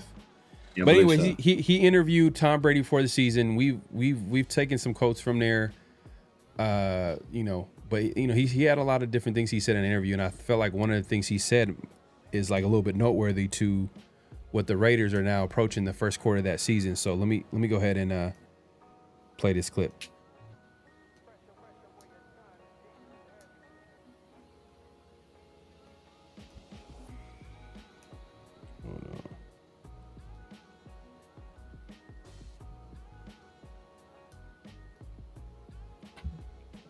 I think we battled through about halfway through the season. I would say in you know, just a normal course of a season, you really don't know what type of team you are until right around Thanksgiving.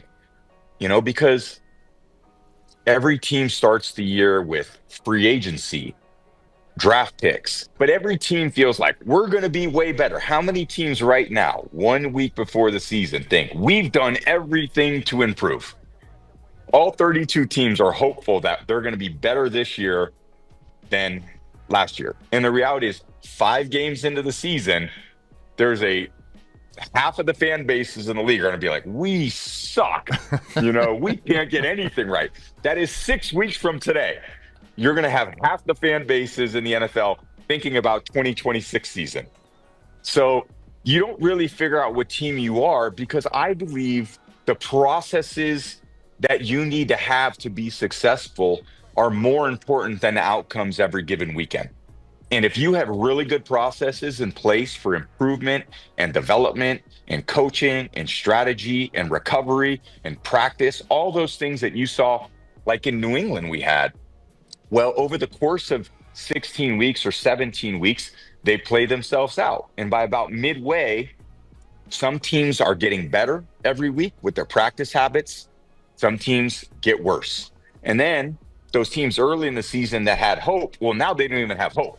Now they realize we suck and we have no shot. And then they start going the opposite direction, and the fans quit, the players quit. And I think that's why you need, and a lot of teams are, I think, going this way. I've heard this several times over the course of the offseason and even last year. We're drafting people before we're drafting players, which means they're thinking about the intangible traits of these players more so than just the skill set. And I think I'm a big believer in that. I won Super Bowls with a lot of 6th-round picks, a lot of undrafted free agents that. All right, well, Tom Brady, he goes on to say that, you know, he played with undrafted free agents, 6th-round picks, and won Super Bowls, and won teams full of stars. I'd rather play with champions than stars, and yada, yada, yada. But The main thing that I want, and that's interesting too, if you're a Raider fan, to hear that, because Tom Brady is running stuff with the Raiders now. He's going to be in charge, so he definitely has a vision of how he wants the Raiders and how he wants it built. And he likes the intangibles. He wants to get guys that obviously are talented, but then also have certain qualities about them. But the main thing that I wanted to get from there was that when he talked about where teams either go in one direction or the other, and he was saying around Thanksgiving, which is like the midway point of the season. But before that, he said 5 games in, and we're kind of approaching that, the fan base saying season's over, and we're kind of like after the 3rd game, we're approaching that 4th game, and the Raider fans is kind of saying that right now. We were talking about mock drafts earlier. People were saying that, so I thought that was funny that he brought that up. But that's why I'm like looking at it. When he said it, it makes me want to pay attention to this team and how they respond to, like, not necessarily like the games that they win, but how do they respond? Do they get better? Yeah. At what point do they get better? These young players that they drafted, do they start contributing? Do they start showing a little bit of promise? Because he came out and said it. He said, this is the formula. This is how it's done. So I'm going to apply this to the Raiders, and I'm going to see if some of these teams get better, if some of these players that they drafted, start contributing and playing better. Like, does Abesh start getting better and start, contributing to the team? Does Thornton start developing a role and start getting better as maybe not all the way better as a route runner? I think that might take another off season or two, but does he start making plays at some point where, they connect on a deep ball with a Thornton? We mentioned J.J. Pequise, Hemingway. Do they get involved in the defense? Because right now we can't get no pressure. Yeah. We can't get no pressure. I know someone the other day was like, oh, man, like, hey, that Thomas Booker trade, it's looking good so far. But I'm like, hey, great effort play that he was able to get on Sunday to force that fumble. But I'm like, we still can't get after the quarterback. We're still not getting any pressure. Yeah. That's not even his game, too. And that's not even his game. But what was your take when you heard Tom Brady? Yeah, man. My take was like, I know you let me hear that quote before. So I was thinking, like, I know it. Hey, we're gonna see. I wonder what the Raiders are gonna be. And just looking at it in preseason, I'm like, all right, we're gonna go in this mug. We're gonna be looking good. We come out this thing, 3-1 maybe. That's what I'm thinking. But the Patriots, we should beat. Probably lose the Commanders. But I think we can get the Chargers and the Bears. But now, we can, at the very best, we can come out of this 4-game stretch is 2-2, and it's a possibility that we go 1-3 with a blowout loss and potentially another blowout loss if the Bears come out playing like they did against the Cowboys. So it's time for this coaching staff. There's Pete Carroll, Chip Kelly, Patrick Graham, Brennan Carroll. It's time for these guys to kind of put up or shut up. We heard a lot of tough talk this offseason, especially for Pete Carroll, about how many games he wins every year. If you win 10 games a year for 25 years, you already talked about Amari Cooper taking him 10 games. Like a whole bunch of hype. So, right now, what kind of team are you? Right, as Tom Brady said, this is when you see the team you actually are.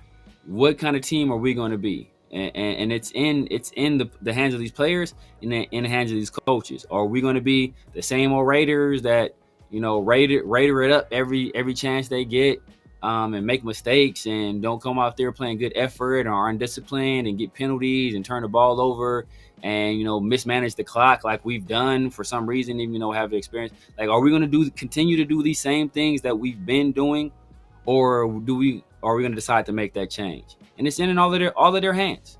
And, I'm interested to see, because we put a lot of faith in Pete Carroll, not just Pete Carroll, the coach, but Pete Carroll, the man. And we thought that, even if Pete Carroll, the coach, was a little bit older, that Pete Carroll, the man, would be able to lead us and just, through a force of personality and force of will and his experience would be able to change the foundations of this organization. So we're gonna see if that comes to fruition, because if not, and if the season continues to be what it is, or what it has been at least the last 2 weeks, and if that trend continues, there's going to be some very, very tough conversations that need to be had, and some very tough decisions that may need to be made. So, like now is the time. Michael Jackson once said, "I'm talking to the man in the mirror." I'm asking him to change his ways. So, that's what it's time for. That's what it's time for. Yeah, I mean, Tom Brady said, what did he say? He said, like, this is where the team processes get pushed. They get, like, now it's time to see what the Raiders process, the current Raiders led by Pete Carroll, Chip Kelly, and everybody in that coaching staff. What is their process going to look like if they don't win games? Are they going to be able to still develop the players that's on the team? Are they still going to figure it out at some point? Are they going to go? Is the team going to give up? Like, those are things to pay attention to. And if the team does give up, like, damn, man, I don't even want to go that route. Like, I don't want to keep saying, like, fire coaches, but damn, if the team gives up, oof. Yeah. We'll talk about it when we get it there, man. We need to bounce back. We'll a good win, a big win. All these, it'll erase these memories, right? We were riding high after week 1. We were feeling good. Right. Like, oh damn, Geno out there threw for 300 something. Like the defense looked good. We got an interception. Like, we was feeling good. And these 2 tough losses, but if we get a big win, I think that will turn the tide a little bit. Hopefully, in the hearts and minds of the players, because as I said, just the effort out there, it was non-existent, and that goes directly to the coaches. Yeah. And so we'll see how it looks like this game. But we appreciate everybody coming through. Make sure to clock in, hit that like button, hit that subscribe, hit that notification bell. We do got what's real, what's not, but I think I said it earlier. Yeah, I just thought about it. Yeah, I did say that earlier. See, I knew it was gonna come out within the conversation. I knew it was gonna come out the conversation. That was cool, man. So man, we can just say. I mean, I guess we could do it. We could flip it. Kind of what's real, what's not. The Raiders will make a trade before the trade deadline. The Raiders will make a trade before the trade deadline. NFL trades are rare. Especially in-season trades are rare for the NFL for the most part. Because it's so hard to have them impact the team during the season. Like, it's hard, bro. Like, like they have the entire offseason to learn playbooks, especially if you're a wide receiver, the timing with a quarterback and learning the playbook, even other positions as well. But like, if you're a pass rusher, maybe that might be an easier transition. Something in the trenches for the most part. Yeah, I think that's a little bit easier. Yeah. Like, so when you say make a trade, are you saying the Raiders are going to trade someone on their team, or they're going to trade to get somebody on their team? Either or.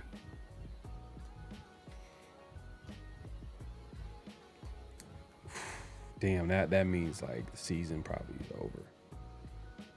Or it could be desperation move. We've seen that before. Carson Palmer. You know what I'm gonna say? I'm gonna say yes. I don't think they're gonna go desperation move, because Spytek is not that type of GM. I don't think Tom Brady's like on the same page with Spytek as well. Maybe Pete. Pete's the one that's desperate to win now. Bro, he tried to sign Amari Cooper, and Amari Cooper retired after 1 week, bro. That should have been a sign about what Amari Cooper seeing the team was like, bro, I ain't trying to go out like this. We didn't recognize it. Oh boy did us the same way. The other Cowboys receiver.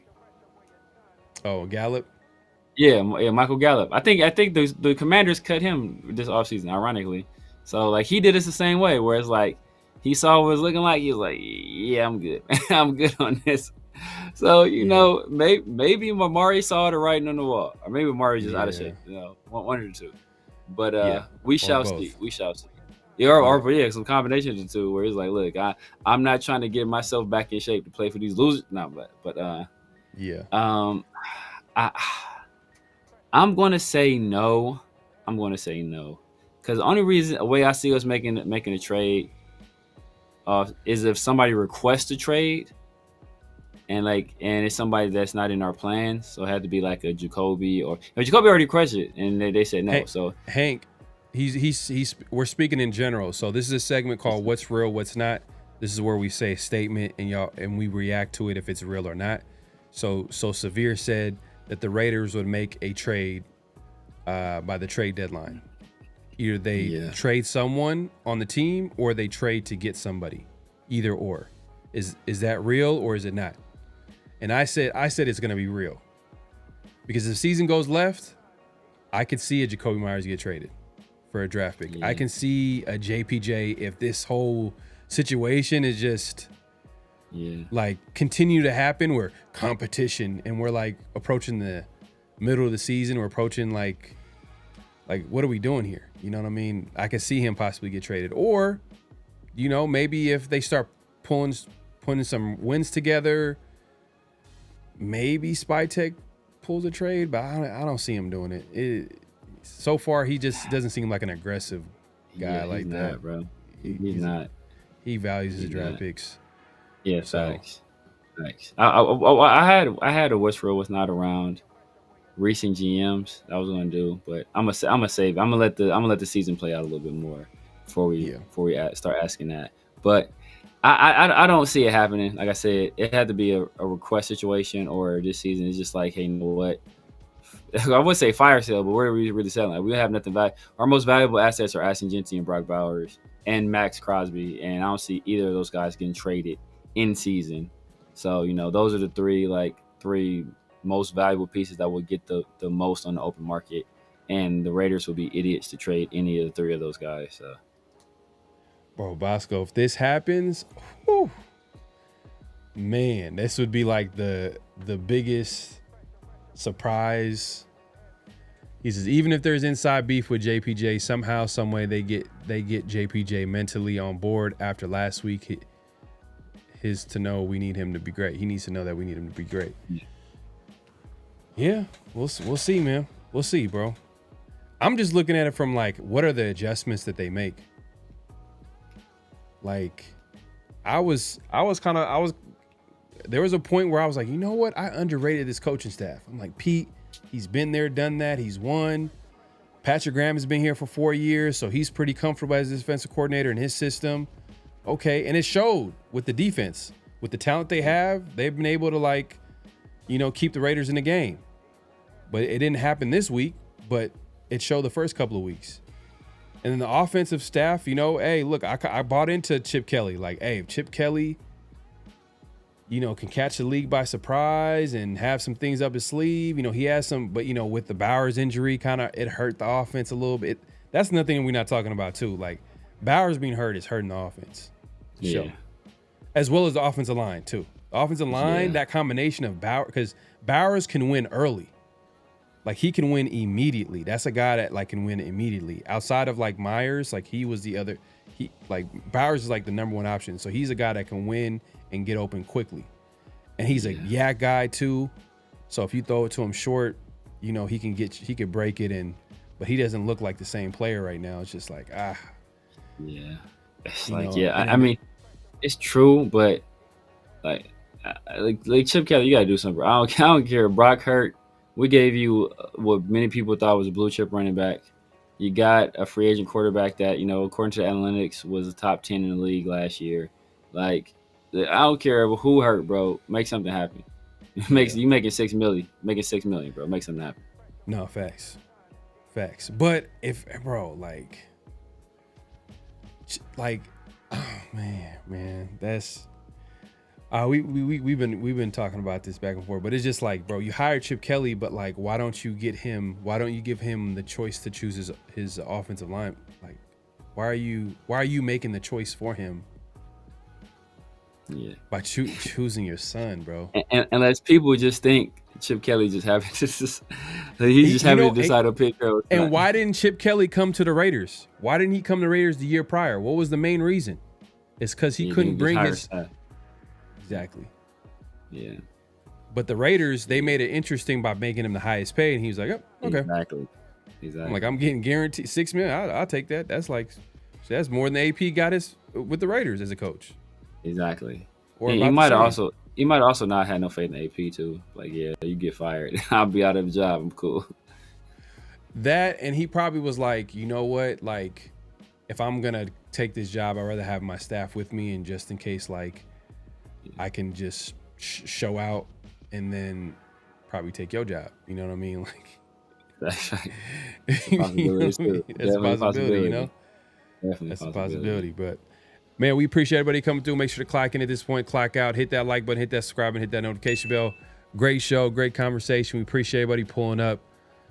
We gotta talk about, sometimes, bro, this show is about like talking about the tough conversations, because some people don't want to keep it real. People want to just, you know, make it look nice and man, it's not a big deal. But we've been talking about this from literally the off season all the way to training camp, the preseason. We bring it up here and there, but people are like, "Oh man, you guys are super negative. Why do you keep bringing this up?" It's because it's obvious. People are fragile, man. It's super obvious.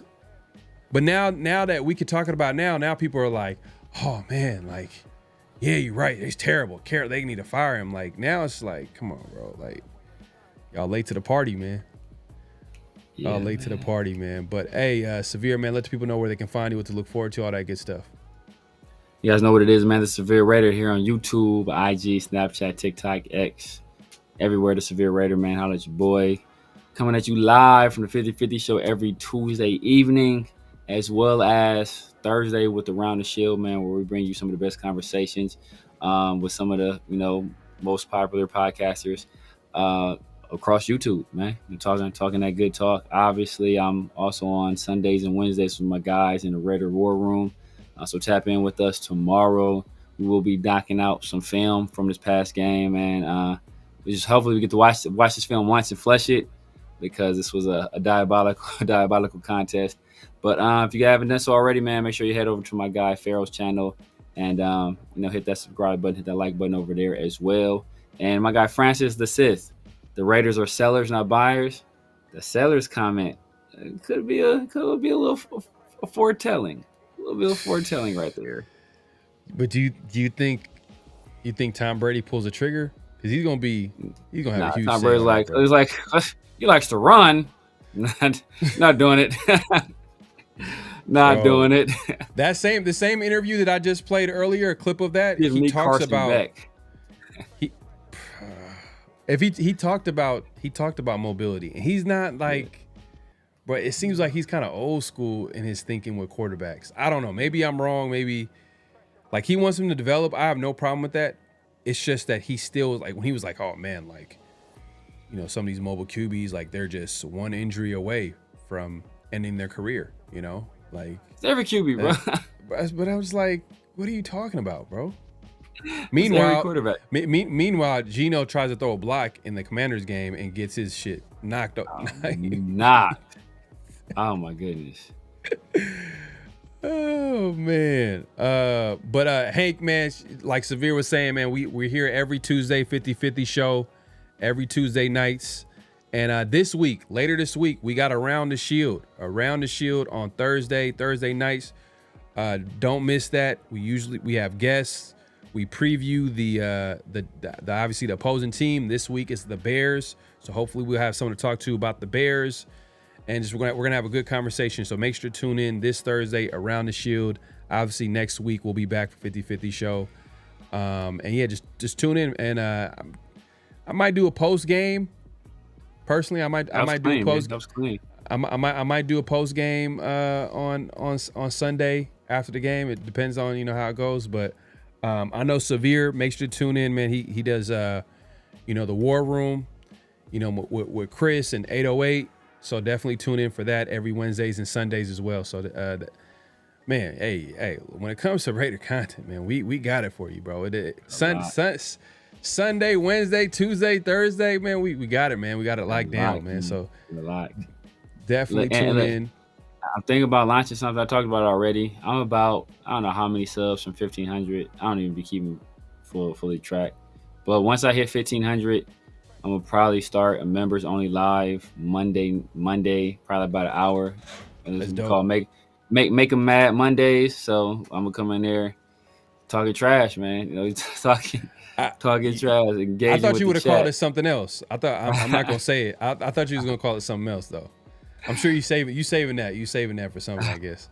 Yeah. But yeah, man. Hey, we appreciate everybody coming through. Great show. We'll be back here Thursday around the Shield, man. This Thursday. Any last thoughts before we head out, Severe? No, sir. They better win. Yeah, man. We'll see how it goes, man. We're gonna be paying attention to how this team responds after a blowout against the Commanders, man. So hopefully they bounce back. But we out of here, man. We'll see y'all soon. Peace. Just win, baby. Hello? You play to win the game. You don't play to just play it.